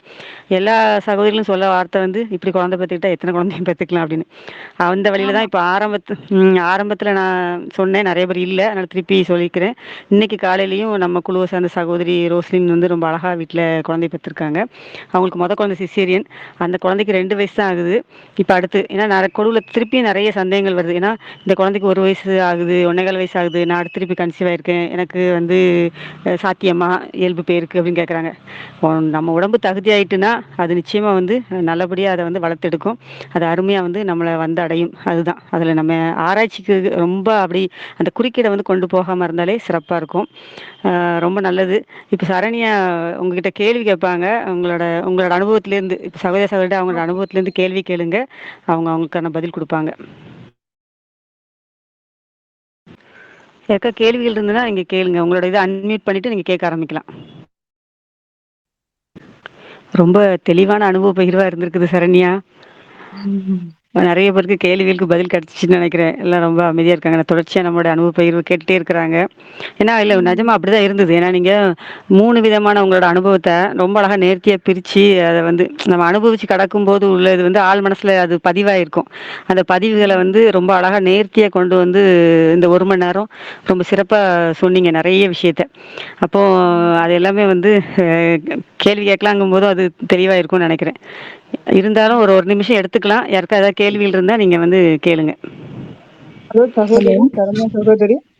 அ சொல்லுங்க. நீங்க அந்த என் இப்ப நீங்க வீட்ல குழந்தை பெத்தது 2வது குழந்தை தானே? ஆமா, ஆமாங்க. இடையில ஓகே. அ வலி வந்து எவ்வளோ நேரத்துல குழந்தை பொறந்துச்சு? பிறந்தது. வலி வந்து ஒரு 3 மணி நேரத்துல குழந்தை பிறந்துருச்சுங்க. சொல்லுங்க, சொல்லுங்க சிஸ்டர். சிஸ்டர் எனக்கு வந்து பாத்தீங்கன்னா, எனக்கு வந்து 2 பசங்க இருக்காங்க. ம். 2 பசங்களுமே சி செக்ஷன் தான். இப்போ வந்து 3 வந்து நான் கன்சீவ் ஆயிருக்கேன். பாத்தீங்கன்னா, கேப் இப்போ வந்து வாழ்த்துக்கள். ஆ த த எங்களுக்கு வந்து 3 வேணும் அப்படின்னு சொல்லி தான் நாங்க இது பண்ணோம். ஆனா, இப்ப எங்களுக்கு வந்து இந்த இயற்கை வழி இறைவழி பிரசவம் அத பத்தின நாலேட்ஜ்லாம் எங்களுக்கு 2 பேபிக்கு முன்னாடி கிடையாது. இப்பதான் நாங்க வந்து ம். ஆர்கானிக் ஃபுட் சாப்பிடுறது, நெறைய ஹாஸ்பிட்டல் போறத தவிர்க்கிறது, 2 குழந்தைகளுக்குமே வேக்சின்லாம் கிடையாது. அது அந்த அளவுக்கு நாங்க கொஞ்சம் நாலேட்ஜ் ஆயிட்டோம். இப்ப 2 குழந்தைகளுக்குமே ஆனா ஹாஸ்பிட்டல்ல சி செக்ஷன் ஆச்சே தவிர, நாங்க வேக்சின்லாம் எதுவும் போட கிடையாது. வீட்லயே தான் எல்லா ம். ஆர்கானிக் ஃபுட் குடுத்து தான் வளர்க்குறோம். இப்ப 3 பேபி கன்சீவ் ஆகி இப்போ ஒரு 6 வீக்ஸ் ஆயிருக்கு. ஆனா எனக்கு இப்ப ம். 3 வந்து நார்மல் ஆகுமா? பயப்படாம இருக்கலாமா? ஆ அருள் இது யாத்ரா ஆ தான் இது உங்களுக்கு இது நான் சொல்றேன். நீங்க குழுவுல புதுசா இணைஞ்சிருக்கீங்களாம்மா? ஆமா, ஆமா. ஆ நான் கொஞ்சம் சரி. புதுசு சரி. நீங்க கொஞ்சம் பொறுமையா நம்ம டெலகிராம்ல உள்ள பழைய பதிவுகள்லாம் பாருங்க. அதாவது முதல் நாள்ல இருந்து ஆ, இப்ப வரைக்கும் உள்ள பதிவுகள பாருங்க. ஏன் அப்படி சொல்றோம் அப்படின்னா, நம்ம சகோதரிகளே நெறைய பேர் வந்து 2 சிசேரியனுக்கு அப்புறம் வந்து 3வது குழந்தை, 4வது குழந்தை, 5வது குழந்தை வரைக்கும் வீட்ல பிரசவிச்ச சகோதரிகள் இருக்கிறாங்க. சரிங்களா? 3 ம், சிசேரியனுக்கு ம், அப்புறம் அடுத்து 2 குழந்தைகளும் ம், வீட்ல பெற்ற சகோதரியும் இருக்கிறாங்க. அவங்களோட அனுபவ ம். பகிர்வு எல்லாமே இருக்கும். சரிங்களா? பதிவுகள வந்து நீங்க நான் பொறுமையா கேட்டுட்டு பாருங்க. இருக்கேன். ஒரு வீடியோவா டெய்லியும் ஒரு நாள் ஆ. கேட்டுட்டு இருக்கேன். நல்லது, நல்லது, நல்லது. அப்போ உங்க புரிதல அந்த டாக்டர் ஆழப்படுத்திக்கோங்க. வந்து ஆ ம். அ இன்னொரு மேடம் இன்னொரு கொஸ்டின் என்னன்னா, அந்த டாக்டர் ஃபர்ஸ்ட்டு கடைசியில ரகுமான். எனக்கு வந்து என்ன சொல்றாங்கன்னா அது இது சி செக்ஷன் ஏற்கனவே பண்ணியிருக்கிறதுனால இப்ப எனக்கு கொஞ்சம் ம். ஒபேசிட்டி, வயிறு கொஞ்சம் தொப்பையா இருக்கு. இப்ப ஏஜ் பாத்தீங்கன்னா 36. ம். அதனால உங்களுக்கு வந்து ஒரு 8 மந்த்துக்கு அப்புறம் பேபி அதிகமா வெயிட் ஆனாலோ வந்து என்ன சொல்றாங்கன்னா, உள்ள போட்டிருக்க ஸ்டிச் வந்து உங்களுக்கு இதாயிடும், கிழியறதுக்கு, டேமேஜ் ஆகுறதுக்கு சான்சஸ் இருக்கு அப்படிங்கும்போது நாங்க தைரியமா தான் இருக்கோம். இதெல்லாம் எங்களுக்கு பயத்துக்குரிய சில கேள்விகள். அதெல்லாம் ஒண்ணும் அப்படிலாம் ஆகாது. இல்ல இப்ப நம்மளாலே ஒரு கேள்வி கேட்கலாம். இப்ப பார்த்தீங்கன்னா, இப்ப நான் சொல்றேன்ல நெறைய சகோதரிகள் வந்து 2 சீசனுக்கு அப்புறம் வீட்ல பிரசவிச்சிருக்காங்கன்னு சொல்றோம் இல்லையா? இப்போ உங்களுக்கு சொன்ன மாதிரி, உங்களுக்கு ம். பயம் காட்டுன மாரி அவங்களுக்கும் சொல்லியிருப்பாங்களா? சொல்லியிருக்க மாட்டாங்களா? சொல்லிருப்பாங்க இதெல்லாம். எல்லாருக்குமே அதான் சொல்லியிருப்பாங்க. இப்போ இப்ப இப்ப இப்போ 2 குழந்தைய வீட்ல ம். மருத்துவமனையில சிசேரியன்ல பெத்துட்டு 3வது குழந்தைய வீட்ல பிரசவிக்கிறாங்க ஒரு சகோதரி. அப்ப நம்ம அவங்க கிட்ட அவங்களோட அனுபவ பகிர்வு நம்ம கேட்கிறோம். ம். கேட்கும்போது அவங்க என்ன சொல்றாங்க, உடல் தவறு செய்ய நான் ம். புரிஞ்சுக்கிட்டேன். இது இயல்புங்கிறத புரிஞ்சுக்கிட்டேன் அப்படிங்கிறாங்க. அப்ப இத வந்து நாம உள்வாங்கிக்கிறோம். அப்ப என்னன்னா, மருத்துவ குறுக்கீடுக்குள்ள அவங்க போல மொத விஷயம். இன்னொன்னு சாதாரணமா யோசிச்சு பார்ப்போமே. இப்போ ஒரு வயிறு வந்து ம். ஒரு 9 மாசமா நம்மளோட நார்மல் ஸ்டேஜ் வந்து பெருசாயிட்டு இருக்கு. அதாவது விரிவடைஞ்சிட்டே இருக்குது. சரிங்களா? அப்போ விரிவடையும் போது ம். அங்க ம். அந்த ஸ்டிச்சஸ்ல எந்த இதுவுமே நடக்கல. இப்ப குழந்தை வெளியில வரும்போது வயிறு சுருங்க தானே செய்யும். ம். அப்ப சுருங்கும் போது அது ஏன் கிழிய ஆமா. போகுது? அப்ப இந்த கேள்விகள்லாம் வந்து நம்ம நமக்குள்ள கேட்டுக்கணும் முதல்ல. ம். அப்ப 9 மாசமா அத உன்னோட நம்மோட ம். அந்த கர்ப்பபாத்திரம் ரெடி ஆயிட்டு அது தயாராயிட்டு அப்படிங்கிறதுக்கு தான் அது அடுத்த குழந்தைய உருவாக்கவே செய்யுது. இல்லைங்களா? அப்படி உருவாக்குன அந்த இது வந்து அதை வளர்த்தி ம். எடுக்க அதுக்கு தெரியும் நிச்சயமா. அது அருமையா வளர்த்தி எடுக்கும். அப்ப இது எல்லாமே வந்து நம்ம ம். எதன் மூலியமா இந்த அறிவு நமக்கு எதன் மூலியமா வருதுன்னா, அனுபவங்கள் மூலியமா தான். இப்போ ஒரு சகோதரி அனுபவத்த பகிர்றப்பான்னா, அத நம்ம உள்வாங்கிக்கிறோம். ம். அப்படிதான். அப்ப அத அனுபவிச்சு கடந்து சொல்றாங்க. இப்போ இன்னைக்கு ம். காலையில ஒரு சகோதரி குழந்தை பொறந்திருக்குது. பார்த்தீங்கன்னா, குழந்தை அவங்களுக்கு சிசேரியன். அப்புறம் 2வது குழந்தை இப்போ வீட்ல இன்னைக்கு காலையில பொறந்திருக்குது. சரிங்களா? அப்ப அவங்களுக்கு ரொம்பவே பயமுறுத்தியிருப்பாங்க போல ம். இருக்குது. அப்படியாரு, ம். ம். இப்படியான்னு ம். 3வது மாசத்துலாம் தெரிஞ்சு குழுவுக்குள்ள இணைஞ்சு இப்ப சகோதரி அனுபவ பொய்லாம் கேட்டு, இன்னைக்கு அவ்ளோ ம். இனிமையா அவங்களுடைய பிள்ளை பேர் நடந்தது. சரிங்களா? அப்போ இது ஓகே. நம்ம திருப்பி திருப்பி அந்த இயல்புங்கிற வார்த்தை சொல்றதுக்கு காரணம் என்னன்னா, முன்னாடிலாம் ம். பார்த்தீங்கன்னா, மறைவானது மறைவா தான் இருந்துச்சு. சரிங்களா? இப்ப ம். மிஷின் கண்டுபிடிச்சோம். நம்ம ம். வந்து நவீனத்துக்குள்ள போறோம். மிஷின் கண்டுபிடிச்சிட்டோம். நம்மளோட வாழ்வை நெறைய நம்ம சுகமா ஆக்கிக்கிட்டோம். ஒரு பயணம் போறோம்னா, டக்குன்னு நம்ம கார்ல போயிரும், ட்ரெயின்ல போயிரும், ஃப்ளைட்ல போயிரும். இப்படி வந்து நம்மள நெறைய சுகமா ஆக்கிக்கிட்டோம். ஆனா, உடம்ப ம். பொறுத்தவரைக்கும் கருவிகள் வந்து அதோட இமேஜ் அந்த ஃபோட்டோ எடுத்தா அந்த ஃபோட்டோவ பார்க்குற மாரி தான். ஆனா, அது உள்ள ஜீவனையும், உயிரோட்டத்தையும் வந்து எந்த கருவியிலாலுமே சொல்ல முடியாது. அத யார் சொல்லுவான்னா, ஒரு ம். கர்ப்பபாத்திரத்துல உள்ள அதான் மறைவா இருக்கிற வரைக்கும் தான் அது சிறப்பு. சரிங்களா? அந்த மறைபொருள்னு ம். சொல்லுவாங்கல்ல, அந்த மாரி எப்பவுமே அப்படிதான். அந்த மறைவா உள்ளது தான் சிறப்பானது. அப்போ அந்த கர்ப்பபாத்திரம், அந்த தாயோட உணர்வு, அந்த தாய்க்கும் அந்த குழந்தைக்குமான ரிலேஷன்ஷிப் அது. சரிங்களா? ம். அதுதான் ஓகே. நமக்கு தெரிய ஆரம்பிக்குது. ஒரு குழந்தை வெளியேற போகுதுன்னா, அது வெளியேறது, அது வெளிய வர்றது. சொல்லுவாங்க நெறைய பேர் அத அனுபவிக்கும்போது. இப்போ வலிய பத்தியும் பேசுறோம். சொல்லுவாங்க, எங்க போனாலும், எங்க உருண்டு போனாலும், யார்ட்டயும் நம்ம குடுக்க முடியாது. என் வலிய நீ வாங்கிக்கணும். நம்ம தான் வாங்கிக்கணும். ஆனா அந்த வலிய நம்ம எப்போ உணர்வா ம். மாத்துறோமோ, அவ்ளோ ரசனையா இருக்கும். ம். அதனால தான் வந்து குழந்தை பெத்த உடனேயே இப்ப வீட்ல பிரசவிக்கும்போது அடுத்த வார்த்தை எல்லாருக்குமே என்ன வருதுன்னா, இப்படின்னா எத்தன குழந்தைனாலும் பெத்துக்கலாம் அப்படிங்கிறது தான் நம்ம பிள்ளைங்களோட வார்த்தையா இருக்கும். ம். ஏன்னா எனக்குமே கசப்பான அனுபவங்கள் இருக்குது. மருத்துவமனை போய் இனி குழந்தையே ம். பெத்துக்க வேண்டாம் அப்படிங்கிற மனநிலைக்கு போயிட்டு, அதுக்கப்புறம் 2 குழந்தைகள ம். வந்து வீட்ல அந்த பெறக்கூடிய அந்த பாக்கியம் வந்து இறையருளால கிடைச்சுச்சுன்னு வச்சுக்கோங்களேன். அப்ப அப்படிதான். ம். ம். அனுபவிச்சு நம்ம பகிர்வா சொல்லணும். இப்ப நீங்க தொடர்ந்து குழுவுல நீங்க பயணிக்கும்போது, உங்களோட சந்தேகங்கள நீங்க ம். கேளுங்க. அது சார்ந்த சகோதரிகள் ஓகே. வந்து அவங்ககிட்ட இந்த அனுபவத்திலேருந்து உங்களுக்கு பதில் குடுப்பாங்க. சரிங்களா? இந்த மாரி ம். பர்சனலாவே நீங்க சகோதரிகள்ட்ட பேசலாம். இப்ப 2 சீசனுக்கு அப்புறம் வீட்ல பிரசவிச்ச சகோதரிகள் இருக்காங்கன்னா, அவங்க கிட்ட வந்து நீங்க ம். தாராளமா வந்து பேசலாம். அழகா அவங்களுடைய அனுபவங்கள உங்ககிட்ட ஷேர் பண்ணுவாங்க. Okay, okay, okay. இந்த இறைவழியில் பிரசவங்கிற புக் வந்து நார்மலா அமேசான், Flipkart அந்த மாரி இதுல கிடைக்குதா? இல்ல புத்தக சாலையில வாங்கணுமா நீங்க மேடம்? குழுவுல கேளுங்கம்மா, அந்த டீட்டெயில் போடுவாங்க. நம்ம ஓகே, ஓகே. ஆர்டர் தேங்க் பண்ணி வாங்கிக்கலாம். நீங்க குழுவுல கேளுங்க.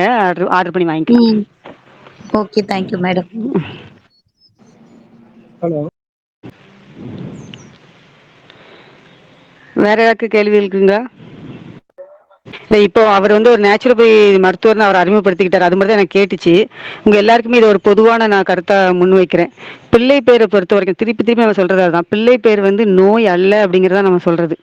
அதுக்கு வந்து மருத்துவம் தேவையானா அதுக்கு எந்த மருத்துவமே தேவையில்ல. சரிங்களா? நம்ம நம்ம உடல் நம்மளோட பேச ஆரம்பிக்கும். ஒரு தாய் வந்து கரு தாங்கிட்டான்னா அதுதான் அவளோட அந்த முதல் மாதங்கள்ல அந்த சுவை அந்த நாக்கு விரும்புறது. இப்போ சில சூழல் காரணமா இப்போ சரண்யா வந்து அவங்களுடைய அந்த நாட்டுல இருக்கனால அங்கத்த சில ப்ரொசீஜர் ஆனா அங்க கட்டாயம் இல்லைன்னு ஒரு விஷயம் சொன்னாங்க. நமது உடல் நமது சுதந்திரம்னு ஒண்ணு இருக்குது. ஆனா இங்க பாத்தீங்கன்னா வந்து அதுல கை வைக்கிறாங்க. ஆனா அது இருக்குது. இது என்னோட உரிமை அப்படிங்கிறது வந்து தொடர்ந்து நம்ம சகோதரிகள் வந்து அதை பேசி அதை ரொம்ப அழகா அந்த பிள்ளை பேற்ற கடந்து வர்றாங்க. இங்க ரொம்ப அதிகமா பக்க விளைவுகள் உள்ள குறுக்கீடு வந்து நமக்கு ரொம்ப அதிகமா இருக்குது. அப்போ மீண்டும் மீண்டும் நம்ம வந்து மருத்துவம் சார்ந்து அந்த பிள்ளை பேற்ற திருப்பணும்னு வச்சுக்கோங்களேன், அது திருப்பி மடைமாற்ற வேலை தான். அதுக்கு எந்த மருத்துவம் அவசியம் இல்லை அப்படிங்கிறது தான் வந்து சரியான முறையில இதை கடந்து வந்தவங்க வந்து சொல்றதா இருக்கும். இப்போ சிலவங்க பார்த்தீங்கன்னா குழந்தைக்கு ரொம்ப பார்த்து பார்த்து நிறைய செஞ்சிருப்பாங்க. நான் அந்த முத்திரை பண்ணேன், இந்த முத்திரை பண்ணேன், யோகா பண்ணேன், அது அப்படி சாப்பிட்டேன், இது அப்படி சாப்பிட்டேன்னு. ஆனா குழந்தைய கவனிச்சுட்டே ரெண்டாவது குழந்தையோட பிள்ளை பேர் சமயத்தில் ரொம்ப எளிமையா கடந்து வந்திருப்பாங்க. பார்த்தீங்கன்னா ரொம்ப சுகமா இருந்திருக்கும் ரெண்டாவது புருஷன். அது கூட யோசிச்சு பார்ப்பாங்க, என்னடா இது நம்ம நார்மலா பொங்கணும், நார்மலா சாப்பிட்டோம், பெருசா எந்த மெனக்கடவும் செய்யவே இல்லையே, இவ்வளோ எளிமையா இருந்திருக்குது அப்படிங்கிற மாதிரி இருக்கும். அப்போ இது வந்து புரிதல் வழி நம்ம வந்து கடத்தப்படக்கூடிய விஷயம், அனுபவம் வழி நம்மகிட்ட பேசப்படுற விஷயம். அதனால பொதுவா யாராவது ஒருத்தர் உங்ககிட்ட ஒரு கருத்தை முன் வைக்கிறாங்கன்னா முதல்ல பாருங்க அவங்க வந்து இந்த அனுபவத்தை கடந்து வந்திருக்காங்களான்னு. சும்மா மருத்துவமா நீங்க அது பண்ணுங்க இது பண்ணுங்க அப்படின்னு பழையபடியும் பயத்துக்குள்ளேயும் பதட்டத்துக்குள்ளேயும் கொண்டு போறதை விட, இந்த ஒரு விஷயத்த நீங்க கேட்க வர்றீங்க, பிள்ளை பேர் சார்ந்து கேட்க வர்றீங்கன்னா அந்த சகோதரிகள் வந்து இதை வந்து சிறப்பான முறையில அனுபவிச்சு கடந்து வந்தாங்களான்னு பாருங்க. அனுபவிச்சு கடந்து வரும்போதே கட்டாயம் இல்லாமல் அவங்க உள் விருப்பத்துல கடந்து வந்தாங்களான்னு பாருங்க. ஏன்னா கட்டாயப்படுத்தி கடந்து வர்றவங்களும் ப்ரொசீஜரோடு தான் ஃபாலோ பண்ணியிருப்பாங்க. அதுலயும் நமக்கு தெரிய வேண்டிய விஷயம் என்னன்னா, பிள்ளை வந்து நம்ம எப்படி இருந்தாலும் எங்க இருந்தாலும் நமக்கு வெளியில வர்றது, அது வேலையை முடிச்சுட்டு வெளியே வர்றது வெளியே வரதான் செய்யும். ஆனா அந்த புரிதலில் வந்து வேறுபாடு இருக்குது. அதனால எதையுமே வந்து கண்மூடித்தனமா நம்ம நம்பாம சொல்ல விஷயத்த ஆழமா புரிஞ்சுக்கிட்டு உள்வாங்கிக்கணும். ஏன்னா சில இடங்கள்ல வந்து ஏதாவது சந்தேகம் கேட்டால் அவங்களுக்கு ப்ரைவேட்ல போய் நம்பரை கொடுத்து சிலவங்க இந்த மாதிரி வாங்க எங்களோட கிளினிக் வாங்க அப்படி சொல்றதா வந்து சில தகவல்கள் வருது. நீங்க தான் அதை வந்து சீர்தூக்கி பார்த்துக்கணும். இந்த குழுலேருந்து நம்பர் கிடைக்குது அப்படிங்கிற மாதிரி நீங்க அதை எடுத்துக்க வேண்டிய அவசியம் இல்லை. நீங்க அதை திருப்பி திருப்பி சொல்றது, இங்க வந்து கொட்டி கிடக்குது சகோதர அனுபவ பகிர்வுகள், அதை கேளுங்க. வாரத்துல நம்மளோட தலைமுறைக்காக ஒரு மணி நேரம் வந்து நம்ம கொடுக்கறதுல வந்து நம்ம எதுவும் குறைஞ்சு போறது இல்லை. இப்போ சகோதரி பார்த்தீங்கன்னா ஆஸ்திரேலியால இருந்து கை குழந்தையோட வச்சுட்டு அவங்களோட கடந்த வந்த அனுபவத்தை நமக்கு பகிர்ந்துக்கிறாங்க. இப்படித்தான் ஒரு சகோதரிகளும் வந்து நமக்கு பகிர்றாங்க. காரணம் என்ன, தான் அனுபவிச்சு தான் பெற்ற இன்பம் பெருகை வையகம். இதுதான் இதுதான் அவங்களோட எல்லாரோடையுமே எண்ணமாவும் இருக்கு. அதனால பிள்ளை பேரு நோய் இல்லை, அது சந்தோஷமா நம்ம வந்து அனுபவிச்சு கடந்து வர வேண்டிய விஷயம். இதை வந்து எல்லாரும் தெளிவா வச்சுக்கணும். இதை ஒரு வாய்ப்பா பயன்படுத்தி நான் இன்னைக்கு வந்து இதை பதிய வைக்கிறேன். உங்களுக்கு வேற யாருக்கு எதுவும் சந்தேகங்கள் இருக்குதுங்களா?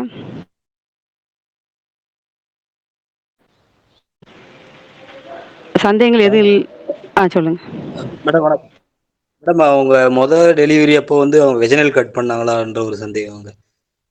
அவங்க ஃபர்ஸ்ட் டெலிவரி ஹாஸ்பிட்டல் தானே பண்ணாங்க? சரண்யா சொல்லுங்கம்மா. அது வந்து இவங்க டாக்டர் அவங்களா பண்ணல, எனக்கா டேர் வந்துச்சு, நேச்சுரல் டேர் வந்துச்சு. ஸோ அதனால அவங்க ஸ்டிச் போட்டாங்க. ஓகே ஓகே இங்க ஓகே. ஏதாவது அதுவா அவங்களா கூட கட் பண்றது இல்ல. அவங்க நேச்சுரலா என்ன பண்ண முடியுமோ அவங்களுக்கு தெரிஞ்சதை அவங்க பண்ணாங்க. அங்க உங்க பர்மிஷன் வாங்கி தான் பண்ணாங்களா இல்ல அப்படிலாம் இது இல்லைங்களா? அவங்க இஷ்டம். அது வந்து எனக்கு எனக்கு தெரியல. இப்ப எனக்கு அது பண்ண வேண்டான்னா நான் சொல்லியிருந்தா அவங்க பண்ணாம இருந்திருக்கலாம். எனக்கு தெரியாததுனால அவங்க அவங்க ப்ரொசீஜர் படி பண்ணாங்க. Okay okay. Thank you madam. இப்போ அவங்களோட சிலபஸ் அதுதான் வெஜினல் கட் பண்ணி குழந்தைய வெளியே எடுக்கிறது, அதுக்கப்புறம் ஸ்டிச்சஸ் போடுறது, இதுதான் வந்து இங்கத்த ப்ரொசீஜராக இருக்குது. இப்போ நம்ம எப்படி அதை பார்க்குறோன்னா, குழந்தை வந்து தனக்கு வெளியேற பாதையை தேவைக்கு தகுந்தபடி விரிவடை வச்சு அதுக்கப்புறம் வந்து தன் பழைய நிலைமைக்கு திரும்புது. அப்போ இதில் ரொம்ப சிறப்பாக அந்த எண்ணம் வேலை செய்யுது. அப்படி தான் அது நடக்கவும் செய்யுது. முதல்ல ஆரம்பத்தில் கூட நிறைய பேருக்கு சந்தேகங்கள் வருது. அந்த மருத்துவ அறிவு எட்டி பார்க்குது. குழந்தை வெளியே வந்தாச்சு, அது கூட கொஞ்சம் டேர் ஆயிருக்குங்காங்க. அது இல்லாமல் அது விரிவடைஞ்சிருக்குது, பழைய நிலைமைக்கு திரும்பணும்னா அவங்களே திருப்பி சொல்கிறாங்க, ரொம்ப அருமையாக எனக்கு வந்து பழைய நிலைமைக்கு திரும்பிடுச்சின்னு சொல்லிட்டு. அப்போ பொறுமை கொஞ்சம் வேணும். அந்த உடலை பொறுத்து, அந்த உடலுடைய தன்மையை பொறுத்து அது ஆறி வந்து அது சரியாக பழைய நிலைமைக்கு வர்றதுக்கும் ஒருத்தருக்கும் ஒரு விதமான கால அவகாசம் எடுக்குது. யாராவது சந்தேகம் கேட்குறீங்க? என்ன கேளுங்கம்மா. அக்கா, இப்போ நான் ஃபர்ஸ்ட் டெலிவரி ஹலோ சொல்லுங்க சொல்லுங்க, கேக்குது, சொல்லுங்க சொல்லுங்க. ஹலோ. இப்போ எனக்கு 6 மந்த்துக்கா. இப்போ குழந்தை பிறந்த உடனே என்ன பண்ணணுன்ற ப்ரொசீஜர் எனக்கு எதுவும் தெரியல. இப்போ பிறந்த உடனே என்னக்கா பண்ணணும்? நம்ம அதை நீங்க இப்ப ஹேண்டில் என்ன உங்களுக்கு ப்ரொசீஜர் அதெல்லாம் உங்களுக்கு கேளுங்க. அஞ்சாவது மாசம் தான் இல்லையாம்மா? ஆமா.